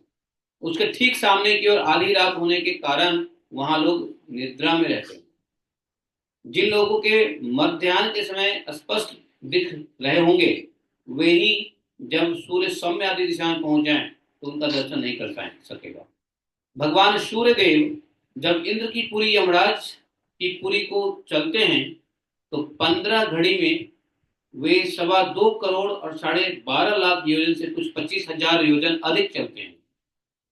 तो एक पुरी से दूसरी पुरी की दूरी इस प्रकार से निकाला जा सकता है कि सूर्य की कितनी चाल है। बोले 15 घड़ी, 15 घंटा में वो 15 घंटे में 2.25 करोड़ और 12.5 लाख योजन से कुछ ±25,000 अधिक चलते हैं। इस प्रकार इस क्रम से वे वरुण और चंद्रमा की पुरियों को पार करके पुनः इंद्र की पुरी में पहुंचते हैं। इस प्रकार चंद्रमा आदि अन्य ग्रह भी ज्योतिष चक्र में अन्य नक्षत्रों के साथ साथ उदित और अस्त होते रहते हैं। अब जो चंद्रमा का उदय होता है, चंद्रमा का अस्त होता है, जानते हो, जैसे जैसे ग्रह, सूर्य और चंद्रमा ही अस्त उदय नहीं होते हैं, सभी ग्रह अस्त उदय होता है। सभी अपनी कुंडली बनाओ, उसमें देखो कौन सी ग्रह का क्या पोजीशन था, कौन सी ग्रह उदय में था, कौन सी ग्रह अस्त में था। तो जो ग्रह अस्त होगा आपके जन्म के समय में, उस ग्रह का प्रभाव आपके ऊपर, उस ग्रह की जो विशेषताएं हैं, क्वालिटीज है, स्ट्रेंथ है, वो आपको नहीं मिलेगी। वो आपका वीक हो जाएगा, क्योंकि वो अस्त भाग में है जन्म के समय। तो इस प्रकार से सूर्य के इस चलने से चंद्रमा और अन्य ग्रहों की क्या होता है, उदय और अस्त होता रहता है ज्योतिष चक्र में। और सभी इस प्रकार भगवान सूर्य के पास एक रथ है, वेदमय रथ। वो एक मुहूर्त में, पता है, एक मुहूर्त मतलब एक मुहूर्त कितना हो गया, 40 मिनट, 36-40 मिनट। तो एक मुहूर्त में सूर्य देव का रथ जो है 35,08,100 योजन के हिसाब से चलता हुआ इन चारों पुरी में घूमता रहता है एक मुहूर्त में। तो देखो, एक मुहूर्त में कितना गया है, 34,08,100 योजन। किसी के पास मैथमेटिक्स अच्छी है तो कैलकुलेट कर सकते हो। तो आपने बताया था एक मुहूर्त 2 घड़ी, 1 घड़ी 24 मिनट है। एक मुहूर्त आपने कितना, बताया 2 घड़ी, एक मुहूर्त 2 घड़ी पहले आपने बताया तो था, और 48 मिनट हो गया ना, 48 मिनट का मुहूर्त हो गया ना। 48 मिनट। हाँ, तो 48 मिनट का मुहूर्त हो गया। तो तो इसलिए इसलिए तो 45 मिनट, 40 मिनट, 45 मिनट की हमारी क्लास होती थी, पीरियड, है ना। हमारे बचपन में एक पीरियड कितने मिनट का होता था, 45 मिनट्स, 40-45 मिनट्स के होते थे ना पीरियड्स। आपके यहाँ कितने घंटे के होते थे पता नहीं। तो खैर, वो एक मुहूर्त होता था, एक मुहूर्त। हाँ, तो इस प्रकार से देखो, एक मुहूर्त में चलते हैं 34,08,100 योजन, और एक पूरी से दूसरी पूरी जाने में लगता है 25,000, मतलब 2.25 करोड़ 12.5 लाख योजन। डिवाइड कर दो तो पता चल जाएगा कि कितने मुहूर्त लगते हैं एक पूरी से दूसरी पूरी जाने में, और कितने मुहूर्त में फिर इसी प्रकार से मुहूर्त की कैलकुलेशन होती है, जिसे सूर्य का चंद्रमा का अस्त होना गणना किया जाता है। और चंद्रमा के अलावा शनि का भी उदय अस्त, बुध का उदय अस्त, शुक्र का उदय अस्त, मंगल का उदय अस्त, ये सब उसी के मुताबिक चलता रहता है। तो सूर्य के गति से ही सभी ग्रहों की गतियां डिसाइड होती है। इसलिए बहुत पता जरूरी है कि आपका जन्म का समय इसलिए लिया जाता है, एम और पीएम। एम और पीएम क्यों लिया जाता है? क्योंकि यदि सूर्य पीएम में है अर्थात सूर्य अस्त में है, तो कौन कौन से ग्रह उदय में है, और सूर्य सूर्य यदि उदय में है अर्थात दिन का समय है, तो कौन कौन से ग्रह अस्त में हैं। तो इसलिए टाइमिंग इसलिए लिया जाता है सूर्य का चक्र को समझ, और वहां से समय कैलकुलेट करके फिर चंद्रमा की सूर्य की कितनी दूरी है, और उस दूरी के मुताबिक कितना, उसके मार्ग में कितने योजन चलने के बाद चंद्रमा जो है हमेशा अपोजिट डायरेक्शन में चलता है। वैसे चंद्रमा हमेशा अपोजिट डायरेक्शन में चलते रहते हैं, लेकिन उनकी गति में कभी कभी क्या होता है, दिन में भी चंद्रमा होते हैं, मानो जैसे जैसे मान लो सेम डायरेक्शन में भी आते हैं चंद्रमा, उसकी गति अलग अलग है ना। सूर्य की गति तेज है, चंद्र की गति स्लो है। तो सूर्य कभी कभी चंद्रमा के साथ भी चलते हैं, और कभी कभी बिल्कुल अपोजिट हो जाते हैं। जब चंद्रमा के साथ चलते हैं सूर्य, तो क्या होता है, आपको अमावस, अमावस में क्या है, रात में चंद्रमा नहीं आते, दिन में ही चंद्रमा उगते भी हैं, अस्त हो जाते हैं, तो रात्रि अमावस हो गया। और जब बिल्कुल सूर्य चंद्रमा अपोजिट डायरेक्शन में होते हैं, तो रात में क्या होता है, पूर्णिमा होता है। तो सूर्यास्त होगा, चंद्रोदय होगा, और इधर सूर्योदय होगा तो चंद्रास्त होगा। तो पूर्णिमा में क्या होता है, अपोजिट डायरेक्शन में होते हैं, और अमावस्या में क्या होता है, सूर्य और चंद्र सेम डायरेक्शन में आ जाते हैं। ये सब ये सब ज्योतिष है। तो इसलिए इस प्रकार से सूर्यदेव एक मुहूर्त में 35 लाख इनकी गति है, स्पीड है सूर्य की। और इस स्पीड से कहते हैं चारों ओर, इसमें बहुत सारी मैथमेटिक्स छुपा हुआ है। अगर कोई चाहे तो इसको अन्य शास्त्रों से, ज्योतिष शास्त्र पढ़ के ये मैथमेटिक्स निकाला जा सकता है। यहाँ पे सुखदेव गोस्वामी बहुत ज्यादा मैथमेटिक्स नहीं बता रहे हैं, सिर्फ एक मुहूर्त में सूर्य की गति कितनी है, और एक पूरी से दूसरी पूरी में सूर्य जाते हैं तो कितना दूरी तय करते हैं, ये उन्होंने बता दिया। जब दूरी, जब जब डिस्टेंस पता चल गया, टाइम पता चल गया, तो आप स्पीड निकाल सकते हो। और जब स्पीड पता चल गया, डिस्टेंस पता चल गया, तो आप टाइम निकाल सकते हो। इसी से ज्योतिष बनता है, इसी से अन्य ग्रहों की स्थितियां निकलती हैं। ठीक है। और सूर्य के कौन सी गति में, जैसे सूर्य जब तक रहेंगे तब तक वह ग्रह दुष्प्रभाव नहीं डालेगा, लेकिन जैसे ही सूर्य ओझल हो जाते हैं, उस ग्रह की डिमेरिट्स जीवों पे आने लग जाता है, इसलिए ग्रह के चंगुल में फंस जाते हैं जीव। तो वहां पे कौन सा ग्रह किस भाव में है ना। इसलिए देखो, हम लोग को ज्योतिष से क्या पूछना चाहिए, ज्योतिष से थोड़ा बेसिक ज्ञान ले लोगे तो ज्योतिषों से आप समझ सकते हो। ज्योतिष में खासकर आपको 3 चीज 4 चीज की जानकारी देते हैं ज्योतिष। जब कभी अपनी कुंडली दिखाओ, तो उसमें सबसे पहले बात अपना भाग्य देखो कि आपका भाग्य कैसा है। भाग्य की स्थिति कैसे देखेंगे वो आपको बता देंगे, वैसे थोड़ा बता देता हूँ कि जन्म के समय, जन्म जिस समय, उस समय चंद्र किधर था, क्योंकि चंद्र मन का स्थात्री है, और मन आपको इस जन्म में क्या क्या कराने वाला है, और मन की क्या गतियां हो सकती है, वो चंद्र की गति से पता चल जाएगा, तो भाग्य पता चलेगा। भाग्य जो है वो मन की मित्र से और शत्रु से ही डिसाइड होता है। मन की मित्रता और शत्रुता कहाँ ले जाएगा आपको, भाग्य। तो भाग्य पहले पूछो जी, हमारी चंद्र की क्या स्थिति है, हमारे उस समय चंद्र की क्या स्थिति है, तो उसे भाग्य पता चल जाएगा। दूसरा, अपने कर्म को देखो, कर्म भी पता करो ज्योतिष से कि हमारे कर्म कैसे रहने वाले हैं। और अगर कर्म सही नहीं है, तो उसको सही करने के लिए हम उस ग्रह को कैसे मैनेज कर सकते हैं, उसका ज्योतिष में फल आदेश है। हालांकि वैसे सबसे पहला तो है आंख मूंद के सूर्य की उपासना, सूर्य का जल, सूर्योदय से उठना, पहले सूर्योदय से पहले उठना, ये सब तो है ही, लेकिन बहुत हद तक आपको वो ठीक कर देगा। तो कर्म देख, अपना भाग्य दिखवाओ ज्योतिष में कि भाग्य कैसा है। ये हालांकि तो तब देखना चाहिए जब बच्चा पैदा हो, 40-50 वर्ष में, जब मान लो अभी हमारी आयु 45 साल की हो गई, तो 45 साल में तो ऑलरेडी हमने 60% जी लिया आज के एज के मुताबिक। अगर 80 साल की आयु है तो 20 साल आधा, 40 साल आधा हो गया, 20 साल क्या हो गया, क्वार्टर हो गया। तो हाफ, तो हम हाफ से 5 साल अधिक हमने जी लिया, अर्थात 55-60% जी लिया हमने। तो इस समय में देखोगे तो बहुत अधिक फायदा नहीं है, इसलिए जन्म के समय देखना बहुत जरूरी है। क्योंकि जन्म के जो फर्स्ट क्वार्टर होता है ना, उसमें लाइफ को शेपिंग मिलती है। उसी समय ग्रह नक्षत्र बहुत एक्टिव होता है, क्योंकि आगे की जो जीवन है वो आपके जन्म के, किसी बच्चे के जन्म के 20-25 साल की आयु तक वो अपना फ्यूचर शेप करने का उसको मिल जाता है। उसको अच्छा बुरा हैबिट आ जाता है, उसके अच्छे बुरे सोच आ जाते हैं, वो अच्छा बुरा ज्ञान विज्ञान विद्या अविद्या ले लेता है, वो अच्छे बुरे संगति में आ जाता है, अच्छे अच्छे बुरे सोच में पड़ जाता है, अच्छे बुरे व्यवहार सीख लेता है। सब कुछ 25 साल में हो जाता है। 25 साल में जो फाउंडेशन डाला, उससे वो अपने गृहस्थ जीवन में आएगा और वैसे ही वो आगे की जीवन फॉलो करेगा। तो पहला 25 साल जो है वो ग्रह नक्षत्र तारे बहुत एक्टिवली पकड़ के रखते हैं। क्योंकि जब कोई पौधा लगाओगे तो टेंडर एज में ही कीड़े मकोड़े लगने लगते हैं।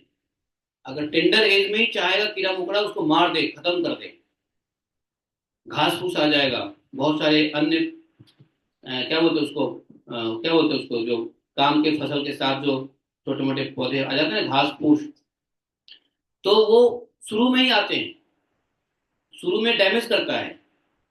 लेकिन आपको क्या होता है, जब टेंडर एज में ही उसको प्रोटेक्शन की आवश्यकता होती है। जब वो टेंडर एज से निकल गया तो ग्रह नक्षत्र उतने प्रभावशाली नहीं होते हैं।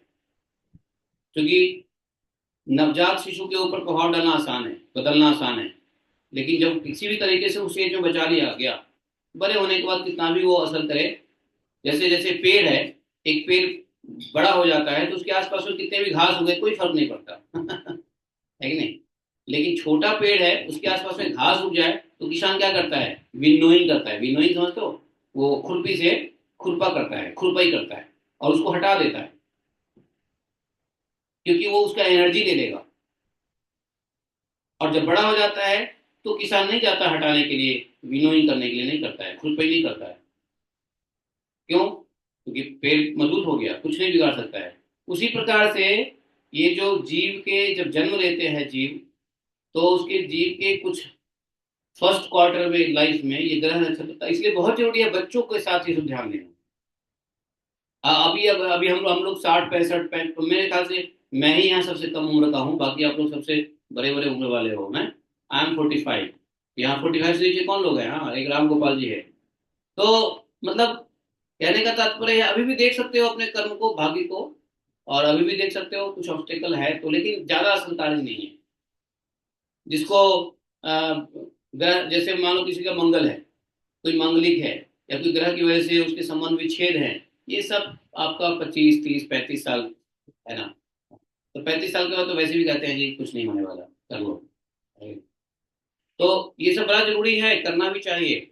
और ये हमारे सनातन का पद्धति है कि बच्चे पैदा होते ही उसकी ज्योतिष ग्रह ग्रह देखे जाते हैं, और जो मान लो जो उसमें डिफेक्ट है उससे बचने की तैयारी होती है, पूजा पाठ से, भजन कीर्तन से, हैं। तो ऐसा मतलब उसकी तैयारी होती है, पता चल जाता है। तो 4-5 चीज ज्योतिष से पूछना चाहिए, जानना चाहिए हर किसी बच्चे के लिए। भाग्य, कर्म, और आपका जीवन, ठीक है ना। तो ये 2-4 चीज अगर जानेंगे आप तो ज्यादा अच्छा से आपको ठीक रहेगा, मतलब जाना ही चाहिए। और यहाँ पे देखो एक चीज और बता दूं,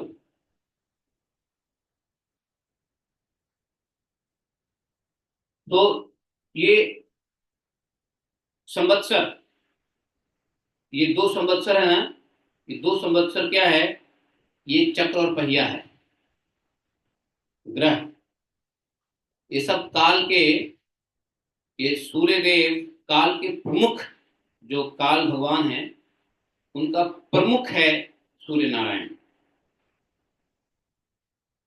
इसके पहिए के दो चक्र बताया है।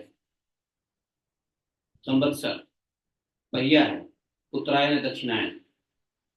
समझे? 12 क्या है? उस पहिए में एक पहिया है, पहिया के चारों बगल एक, क्या बोलते हैं उस अंग्रेजी में, स्पोक बोलते हैं, स्पोक बोलते हैं, स्पोक्स। तिल्ली, पहिए की तिल्ली बोलते हैं ना, क्या बोलते हैं, स्पोक्स। वो 12 हैं। 12 कौन है? महीना है। जैसे चैत, वैशाख, ज्येष्ठ, आषाढ़, श्रावण, भादव, आश्विन, कार्तिक है, माघ, पूष, ये सब 12 अरे हैं। अरे अरे मतलब तिल्लियां हैं। और जो ऋतु है ना, 6 ऋतु, ये नेमिया है, नेमिया। नेमिया समझते हो क्या है? जो रथ में 6 लगे हुए हैं, जो एक पहिए से दूसरे पहिए को जोड़ता है, नेमिया। और 3 चौमासे रूप 3 नाभि हैं, आवन जिसे कहते हैं। और जो रथ का धुरी का एक सिरा है, मेरू पर्वत की चोटी पर है, और दूसरा सिरा मानसोत्तर पर्वत पर है। इसमें लगा हुआ पहिया कुल्लू के पहिए के समान घूमता रहता है, मानसोत्तर पर्वत के ऊपर चक्कर लगाता रहता है। मैं आपको विजुअल्स भेजूंगा, आज ग्रुप में व्हाट्सएप में विजुअल डाल दूंगा। मैं सोचा था कल ही डाल दूं, लेकिन कल मैं थोड़ा सा व्यस्त हो गया और नहीं डाल पाया। तो आज मैं डालूंगा, तो आप थोड़ा सा विचार कर लेना, समझ में आ जाएगी। और इस धुरी में जिसका मूल भाग से जुड़ा हुआ है, एक ऐसी धुरी है, इसकी लंबाई 1/4 है, और उसकी ऊपरी भाग तैल यंत्र के धुरे के समान ध्रुव लोक से लगा हुआ है। जो मायापुर में बन रहा है ना, वैदिक प्लेनेटरियम, दी टेम्पल ऑफ वैदिक प्लेनेटरियम, ये कुछ इसी प्रकार के भागवतम के मुताबिक ही वहां बनाने की कोशिश किया जा रहा है कि कहाँ पे ध्रुव तारा है, वहां से कैसे जुड़े हुए हैं ये लोक लोकात्तर पर्वत। और इस प्रकार से वो, फिर सूर्य के रथ का भी वहां पे जिक्र है। सूर्य का जो गति है वो भी वहां पे वो लोग देना चाहते हैं, और वो लोग बताना चाहते हैं। हालांकि पता नहीं संभव है नहीं है, भगवान जाने, लेकिन कोशिश तो कर रहे हैं वो लोग, टीओपी। तो इस रथ में बैठने का स्थान 36 लाख योजन लंबा है। देखो इतना बड़ा रथ है सूर्यदेव का, 9 लाख योजन चौड़ा है। सूर्यदेव का जो रथ है 36 लाख लंबा और 36 लाख योजन चौड़ा है। इसका जुआ इसका जुआ भी 36 लाख योजन लंबा है। जुआ रथ में किसको कहते हैं पता नहीं, देखेंगे क्या होता है ये। उसमें अरुण नाम के सारथी ने गायत्री आदि छंदों से नाम वाले 7 घोड़े जोत रखे हैं। वे ही इस रथ पर बैठे हुए भगवान सूर्य को चला रहे हैं। तो अरुण, सूर्यदेव के आगे उन्हीं की ओर मुंह करके बैठे हुए अरुण उनके सारथी का कार्य करते हैं। अरुण कैसे बैठे हुए हैं? वैसे वैसे सारथी क्या है, सारथी बैठता है तो उसका पीठ होता है रथी के तरफ, मुंह होता है रोड की तरफ। लेकिन यहाँ पे सारथी अरुण का जो मुंह है वो भगवान सूर्य की तरफ है। समझे? भगवान सूर्य के आगे अंगूठे के पोरुए के बराबर आकार वाले वालखिल्य आदि 60,000 ऋषि स्वस्ति वाचन के लिए नियुक्त हैं, और वे उनकी स्तुति करते रहते हैं। 60,000 ऋषि स्वस्ति वाचन करते रहते हैं। समझे?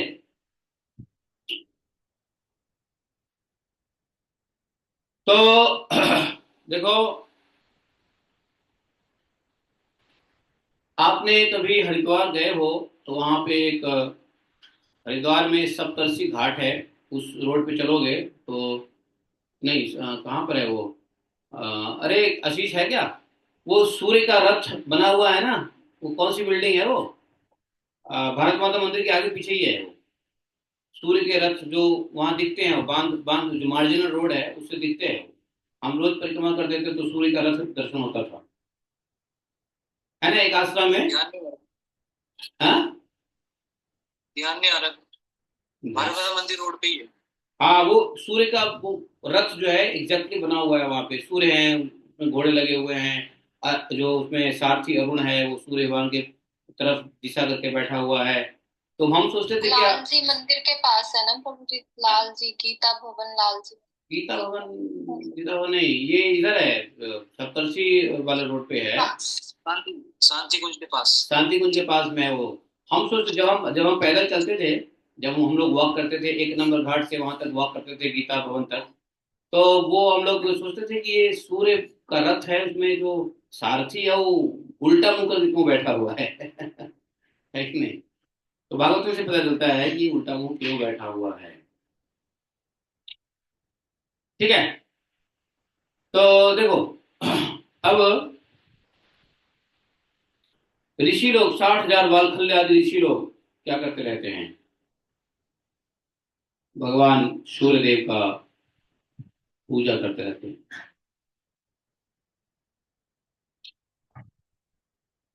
समझे।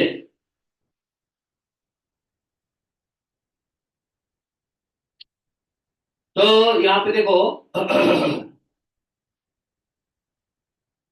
वैसे अभी ये चैप्टर खत्म होने वाला है, फिर मैं आपको थोड़ा सा बता दूंगा कुछ चीजें जो आपको शायद, अरे टाइम कैसे, टाइम तो सवा ना हो गया, क्या बताऊंगा।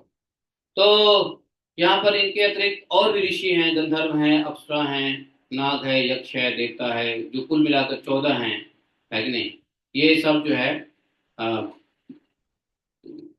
गण कहे जाते हैं, और प्रत्येक मास में अलग अलग नामों वाले होकर भिन्न भिन्न क्रमों से प्रत्येक मास में भिन्न भिन्न नाम धारण करने वाले आत्मरूप भगवान सूर्य की दो दो मिलकर उपासना करते हैं। इस प्रकार भगवान सूर्य भूमंडल के 9,51,00,000 योजन लंबे घेरे में प्रत्येक क्षण में 2,002 योजन की दूरी पर पार कर लेते। देखो, एक क्षण में 2,002 योजन की दूरी पार कर लेते हैं। समझे। और ये कौन है, तो सूर्य जब दो दो करके जाते हैं, तो दो कौन है, तो बोले कि लगभग 2.5 मान लो ये नक्षत्र हैं।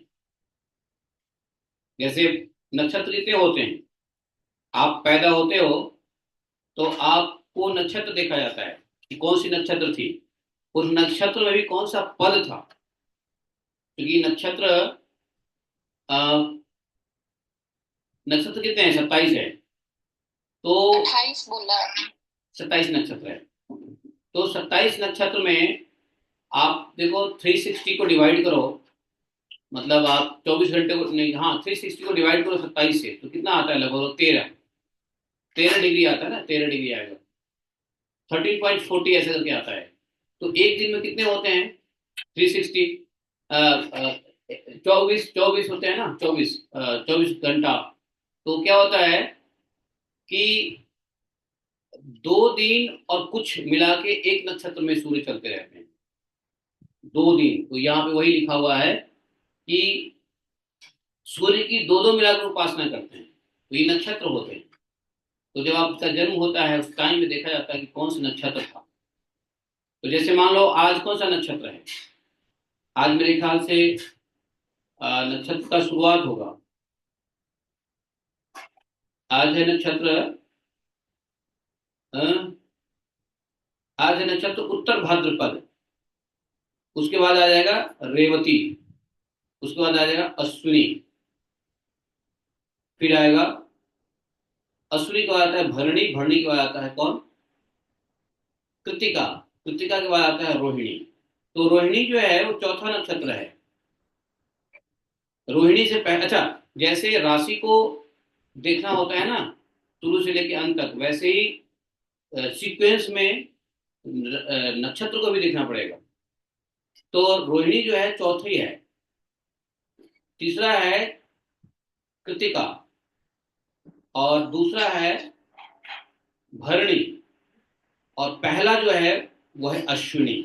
तो नक्षत्र में दक्ष के जो पुत्र पुत्री हुए, तो पहली पुत्री हुई अश्विनी, दूसरी हुई थी भरणी, तीसरी हुई थी कृतिका, और चौथी हुई थी रोहिणी, जिससे चंद्रमा को बहुत प्रेम था, अतिशय प्रेम था। तो इस प्रकार से लगभग लगभग ये लोग आप देखोगे तो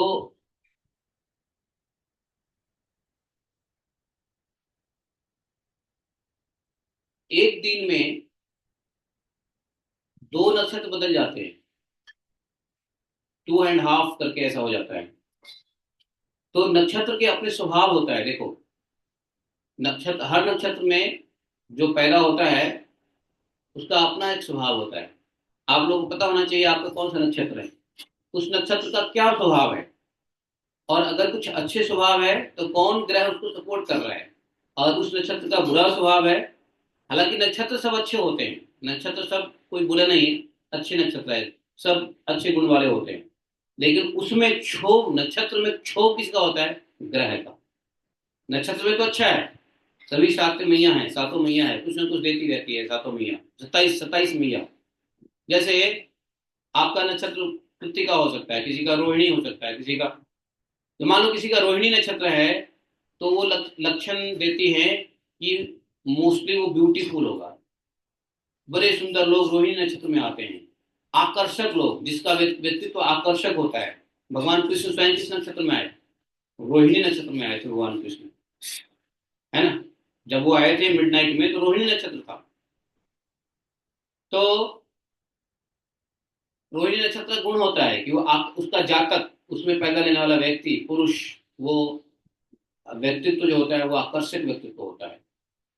ऐसे भरणी नक्षत्र का अपना गुण है, कृतिका का अपना गुण है, उत्तरा का अपना गुण है, रेवती का अपना गुण है कि नहीं। तो ये अलग अलग प्रकार के, जैसे देखो भरणी नक्षत्र का जो लोग होता है उसका बिल पावर अच्छा होता है, उसकी कल्पना शक्ति अच्छी होती है, क्रिएटिविटी अच्छा होता है, बहुत इंटेंस एनर्जी वाला होता है। मतलब उस व्यक्ति के अंदर ट्रांसफॉर्मेशनल पावर होता है, वो हर चीज को ट्रांसफॉर्म कर सकता है एग्री, पावरफुल होता है, बोल्ड होता है, उसका डिसीजन अच्छा ले सकता है वो, ये सब हर का। अच्छा, और एक नक्षत्र का रूलिंग ग्रह है, तो जैसे अ, भरणी नक्षत्र का रूलिंग ग्रह कौन है, वेनस है, बृहस्पति, गुरु, और उसका जो देवता है यम है। तो आप देखो अपने नक्षत्र का क्या है, कैसे है। तो इस प्रकार से, हालांकि अब क्या देखोगे, बचपन में देखना था, जैसे देखो भरणी नक्षत्र में पैदा हुए कौन से, इंदिरा गांधी भरणी नक्षत्र में पैदा हुई थी, रजनीकांत भरणी नक्षत्र में पैदा हुआ था, कमल हसन भरणी नक्षत्र में पैदा हुआ, स्वामी विवेकानंद भरणी नक्षत्र में पैदा हुए थे। ऐसे ऐसे पर्सनालिटी भरणी नक्षत्र में आए। अच्छा, आकर्षक पर्सनालिटी क्या हैं रोहिणी में, आप सर्च करोगे पता चलेगा। तो ये जो है उनके, हर नक्षत्र का एक देवता होता है, उसके ग्रह का स्वामी होता है, उसका प्रकृति क्या है वो देखो, उग्र है, तीव्र है, उसका चिन्ह और प्रभाव क्या है। भरणी नक्षत्र के लोगों का प्रभाव बताया आपको। उसी प्रकार से रोहिणी नक्षत्र का प्रभाव क्या है, राजसिक होगा, भोग विलासी होगा, प्रेम सौंदर्य की ओर झुकाव होगा, आकर्षक होगा, है ना। ये रोहिणी नक्षत्र, रोहिणी नक्षत्र कौन सी राशि में जाता आता है, वृषभ राशि में आता है। बैल का रथ का चिन्ह होता है, उसके देवता ब्रह्मा जी होते हैं, और उसके स्वामी होते हैं चंद्रमा। तो अपने अपने नक्षत्र पहले निकालो, ज्योतिषी में ना अपने नक्षत्र देखो, अगर किसी को जानना हो तो अपने नक्षत्र निकालो, नक्षत्र की क्वालिटी देखो, उसके ग्रह के स्वामी देवता कौन है, ये सब देखो, है ना। उसके बाद उसका गुण देखो, उसमें रहने वाले व्यक्ति का गुण क्या है, समझे। तो ये, उसके बाद आपको देखना है, देखो नक्षत्र में 27 नक्षत्र का शुरू क्या होता है, हमें अश्विनी, अश्विनी के बाद दूसरा क्या था, भरणी, कृत्तिका, रोहिणी, मृगशिरा, और अंतिम जो है माता जी 27 में, उसका नाम है रेवती, है ना। तो ये, अब इन नक्षत्रों में राशि की गणना होती है, 12 राशि है ना, 27 नक्षत्र है, तो हर नक्षत्र 13 अंश और 20 कला का होता है, और हर राशि 30 अंश का होता है। तो 30 अंश और 30 कला होते हैं हर राशि में, 13 अंश और 20 कला, मतलब 13 थ्री जा कितना होता है, 39, 13 थ्री जा 26, नहीं 13 टू जा 26। तो एक राशि में दो नक्षत्र और दो से तीसरा नक्षत्र लग जाता है, मतलब 2.25, 2.25 नक्षत्र एक राशि में रहता है। क्योंकि 360 को 12 से डिवाइड करोगे तो 30 आता है ना, 12×3 = 36, और 360 को 27 से डिवाइड करोगे तो 13 डिग्री आएगा, 13.2 आएगा। तो उसको होते हैं 13 डिग्री 20 मिनट, अर्थात 13 अंश और 20 कला, अंश और कला, समझे, ऐसे होते हैं। इस तरीके से एक राशि में कितने हुए, दो पूरा नक्षत्र, एक राशि में दो पूरा नक्षत्र नक्षत्र होता है और तीसरा नक्षत्र लग जाता है। तो जब तीसरा नक्षत्र लग जाता है उसको त्रिपदी कहते हैं, और पहला नक्षत्र है उसको एक पदी, और दूसरा नक्षत्र है दूसरा पदी। आप देखोगे आपकी कुंडली में आएगा कि ये नक्षत्र इस पदी, पक्का आएगा। अगर आप कुंडली, अब किसी को याद है यहाँ, किसी ने कुंडली बनवाई है, नहीं बनवाई, कुंडली बनवाई होगी तो याद भी नहीं होगा। तो उसमें उसमें होता है कि कौन सी पदी में हो, तो पदी से पता चल जाता है कि वो उस राशि के शुरू में था, बीच में था या अंत में था। तो तीसरा पदी का मतलब है कि थर्ड राशि लग गया।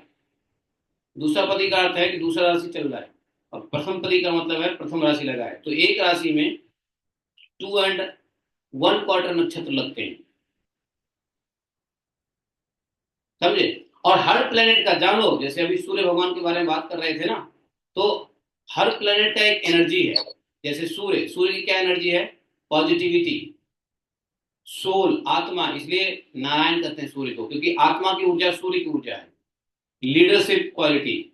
जैसे चंद्रमा है, चंद्रमा मनोविकार करता है, भावना और मन का विकार करता है चंद्रमा। मंगल, मंगल ऊर्जा देगा, कम ऊर्जा, अधिक ऊर्जा, साहसी, युद्ध, आक्रामकता है, ये सब मंगल का गुण है। बुध नक्षत्र, बुध ग्रह है, तो उसमें बुध क्या है, वाणी में वाक्पटुता। बुध कमजोर है तो उसका बोलेगा नहीं वो सही। मैंने एक बार कहा था ना कि जिसको कभी कभी गूंगा हो जाता है तो बुध बहुत गर्व रहता है।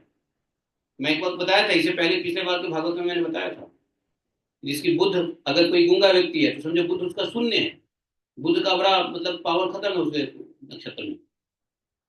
ऐसे ऐसे जातक बच्चे पैदा होते हैं जिनकी जैसे लिंग्विस्टिक प्रॉब्लम हो जाती है, किसी को डाउन सिंड्रोम हो जाता है। तो बुध वाणी, कम्युनिकेशन, यहाँ तक कि बिजनेस, ये बुध ग्रह का कंट्रोलिंग रहता है। टाइम हो गया है, मैं बंद करूं कथा को, आप लोगों को नींद आ रही होगी, ये ज्योतिष में आ रही है ना। नहीं प्रभु, बहुत इंटरेस्टिंग है, प्लीज कंटिन्यू कर लो अगर आपको भूख नहीं लगी है तो। भूख नहीं लगी है तो इस प्रकार से, जैसे ग्रह है, ग्रह में जैसे गुरु है, गुरु क्या करते हैं, गुरु धर्म, शिक्षा, ज्ञान, सौम्यता, ये सब लाते हैं, स्नेहता, ये सब लाते हैं। इस बार शुक्र ग्रह है, शुक्र जैसे प्रेम सौंदर्य के वो ग्रह है, वहां से खूब निकलता है प्रेम सौंदर्य भौतिक सुख विलास का। तो शुक्र कमजोर है, शुक्र आपके कुंडली में निम्न ग्रह पे है, तो ये चीजें आपको कम मिलेगा। अगर अधिक उच्च ग्रह पे है, स्ट्रॉन्ग जगह पे है, तो ये चीजें आपको खूब उड़ेल उड़ेल के देंगे, प्रेम सौंदर्य भौतिक सुख विलास इत्यादि। शनि है, शनि कठोर का प्रतीक है, समय पे कार्य करना शनि सिखाता है आपको, डिसिप्लिन शनि देता है। अगर कोई कोई व्यक्ति बहुत इनडिसिप्लिन है तो शनि शनि वीक है। शनि जितना स्ट्रॉन्ग और डिसिप्लिन लोग रहता है कि नहीं। तो ये कठोरता, समय की पाबंदिता, कार्य करना, लगे रहना किसी काम को, कुछ लोग होते हैं ना, कुछ काम करेंगे तो परफेक्टली करेंगे, उस टाइम पे करेंगे करेंगे, तो शनि बड़ा स्ट्रॉन्ग रहता है। और किसी भी कार्य को जो कार्य करते हो ना, उसका जो रिजल्ट है वो देने वाला शनि है। किसी भी कर्म का जो फल है वो देने वाला शनि है, शनि के अंडर में है वो। शनि को भगवान काल देव ने कहा है कि सभी जीव को उसके कर्मों का फल तुम दोगे। तो इसलिए शनि आपके गोचर में हर 30 साल के बाद आते हैं, हर 30 साल के बाद शनि आ जाते हैं आपको दंड देने के लिए। आपको दंड मतलब अच्छा बुरा फल देने के लिए। आपने ये कर्म किया है, ये करो, ये कर्म किया, ये करो। और वो फल शनि जब देखते हैं कि अरे, इस जन्म के भी कभी कभी दे देते हैं, कभी कभी पूर्व जन्म के दे देते हैं, कभी कभी इस जन्म के नहीं देंगे, इस जन्म के बाद में देंगे, पूर्व जन्म के पहले दे देंगे, लेकिन कर्म का फल देने के लिए आते हैं शनि। राहु का क्या मालूम है, ये छाया ग्रह है, इसको बोलते हैं शैडो प्लैनेट। तो छाया ग्रह जैसे ये भ्रम पैदा करेगा। किसी चीज, राहु जिसकी अच्छी है वो सीक्रेट हो सकता है। जैसे मान लो किसी को रॉ में, आईएसआई इंटेलिजेंस ब्यूरो में भर्ती करना हो, तो राहु वाले व्यक्ति को ढूंढो।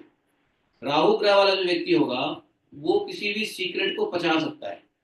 बाकी ग्रह वाला नहीं पचाएगा। तो वो रहस्य को अपने में छिपा के रखता है, महत्वाकांक्षी होता है, भ्रमित कर देता है, भ्रम भी पैदा होता है उसको। ये छाया ग्रह है राहु। केतु क्या है? लेकिन केतु छाया ग्रह है, लेकिन ये ग्रह आत्मज्ञान और मोक्ष का ग्रह है।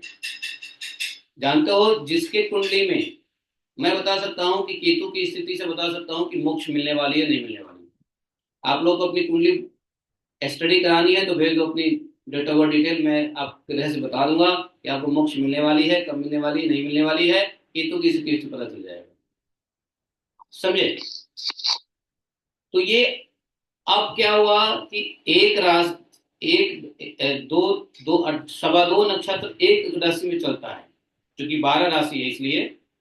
अब इसमें क्या होता है देखो, अब उस राशि के एक स्वामी ग्रह होता है और उसका लक्षण बदलता है। अब मान लो जब सूर्य उदय है और उस समय वो मेष राशि में है, सेम टाइम चंद्रमा क्या प्रभाव देगा, मंगल क्या प्रभाव देगा, बुध क्या प्रभाव देगा, शुक्र क्या प्रभाव देगा, शनि राहु केतु क्या प्रभाव देगा। तो मान लो अगर कोई मेष राशि में पैदा हुआ है तो उसका स्वामी कौन है? मंगल है। मेष राशि का स्वामी मंगल होता है। ये आपको 12 खरी समझनी पड़ेगी और उस ग्रह के लक्षण देखना पड़ेगा कि अगर मेष में मंगल स्वामी है और मेष में सूर्य क्या करेगा, उच्च स्थान पे है तो नेता बनाएगा, साहसी बनाएगा। चंद्रमा है, अगर वो ठीक ठीक जगह पे है तो भावनात्मक उतार चढ़ाव कराएगा। मंगल है, ऊर्जा साहस देगा, नो प्रॉब्लम, उसको बीमारी ठीक रहेगी, उसके शरीर में बीमारी रोग नहीं रहेगा, ऊर्जावान रहेगा। बुध है तो उसके अंदर डिसीजन मेकिंग पावर अच्छा रहेगा। उसमें गुरु है तो वो मतलब सेल्फ कॉन्फिडेंट रहेगा, उसकी शिक्षा दीक्षा अच्छी अच्छी होगी उस बच्चे की। वहां पे शुक्र उसको क्या करेगा, करेजस बनाएगा, प्रेमी बनाएगा। शनि उसको हार्ड वर्किंग की पावर देगा, उसकी बाधाएं को खत्म करेगा शनि। राहु महत्वाकांक्षाओं को पूर्ण करेगा, जल्दी सफलता देगा। केतु वहां पे रिसर्च पावर लगा देगा, आत्मज्ञान बढ़ा देगा। ये पता चलता है कि कौन सी राशि में उसके ग्रह का स्वामी अन्य ग्रहों के साथ क्या भाव रखता है। ये पूरा, मैं ये इस चैप्टर का थोड़ा सा, ये सूर्य के गतियों से ये सब डिसाइड होता है। हालांकि सुखदेव गोस्वामी महाराज को इतना समय नहीं है कि ये सूर्य की गति बता दिया, बाकी की गति बताए, ये नहीं है। तो आपको देखो, आपको उसमें आपकी ज्योतिष कुंडली में भाव देखना पड़ेगा। भाव मतलब क्या होता है मालूम है? 12 घर होते हैं, उसको बोलते हैं भाव। जैसे प्रथम भाव, प्रथम घर, तो प्रथम भाव जो होता है लगन भाव होता है, दूसरा धन का भाव होता है, तीसरा पराक्रम का भाव होता है, चौथा भाव सुख का होता है, पांचवा विद्या का होता है, रोग का होता है, छठा सातवां विवाह का होता है, आयु, भाग्य, भाग्य 9वें ग्रह में होता है। इसलिए भाग्य को देखने के लिए नवांश देखना चाहिए। 9वां, 10वें में कर्म होता है, 11वें में लाभ होता है और 12वें में व्यय होता है। इस प्रकार से आपके भाव में कौन सी ग्रह है और उस भाव को फल क्या दे रहा है, ये भाव का निर्धारण होता है। इसलिए मैं कहता हूं कि भाग्य, कर्म और जीवन की दिशा, ये तीन चीज आपको आपके कुंडली में लिखी होती है। अगर कोई अच्छा कोई ज्योतिष इंटरप्रेटर है तो आपको बता सकता है।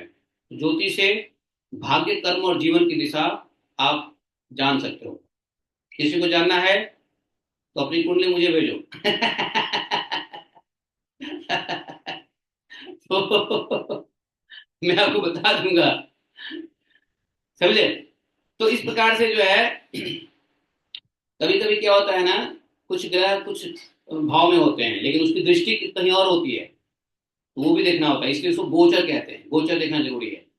तो खैर अधिक मत जाओ ज्योतिष में, लेकिन ये बच्चों के साथ जरूर करो, अपने अपने बच्चों के साथ जरूर करो जो 25 साल से नीचे हैं, 35 साल से नीचे हैं, है कि नहीं? उसमें जरूर करो। बच्चों के साथ जरूर ये कुंडली करना चाहिए। बड़े के साथ नहीं, बड़े बड़े के साथ माला करो, भजन करो, ठीक है। बच्चों के साथ जरूर करो जो 25 साल से नीचे हैं, क्योंकि 25 साल तक जो है ना आपको बड़ा परेशान करने वाले हैं। और 25 साल तक बच्चों को, जातक को शेप होने में बड़ी दिक्कत करता है कि नहीं? तो ये बहुत जरूरी है।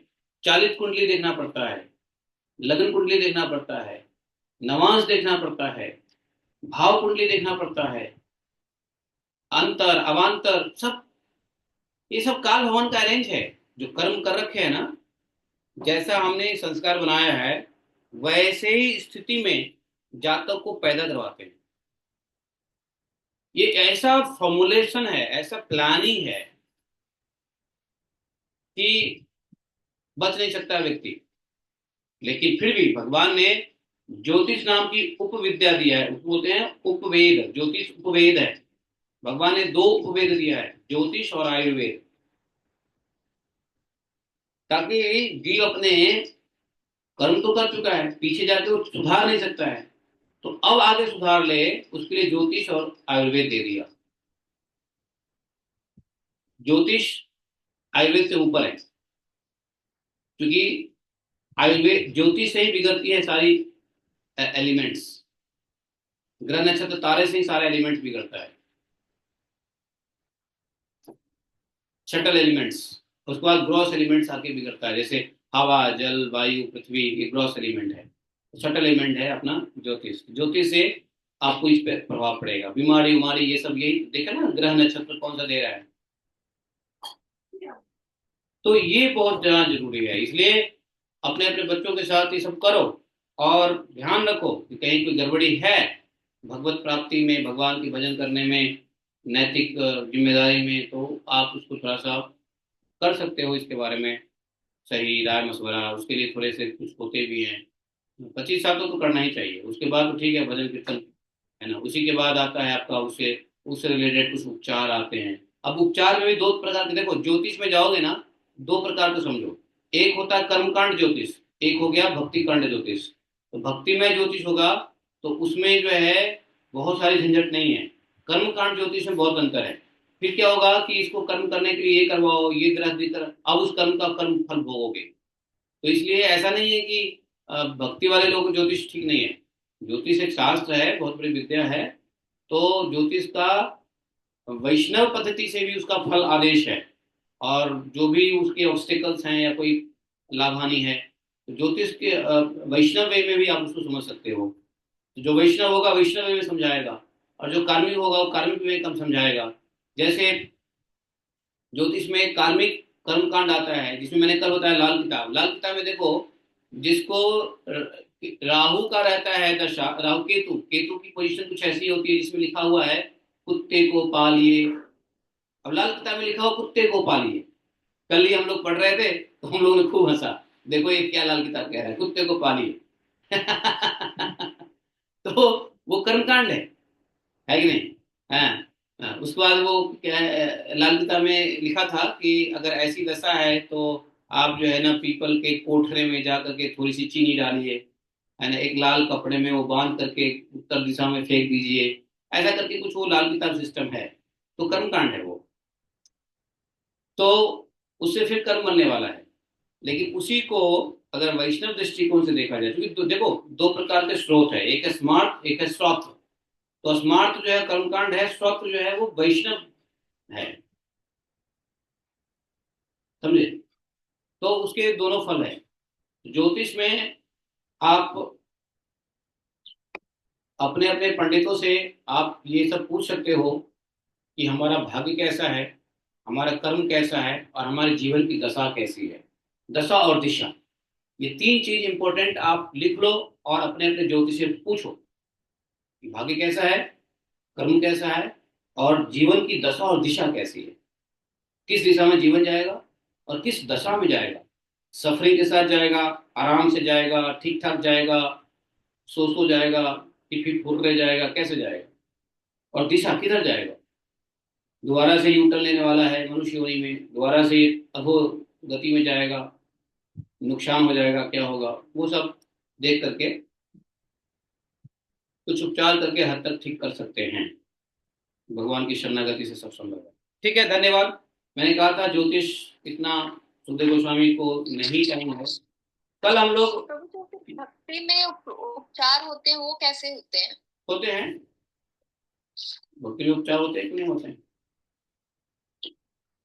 तो कल जो है इसमें 22वां अध्याय पढ़ेंगे, अन्य अन्य भिन्न भिन्न ग्रहों की स्थिति और गति का वर्णन। चलो थोड़ा और भी शायद एक चैप्टर में और भी हाँ देखो, शुक्र की गति बताया है।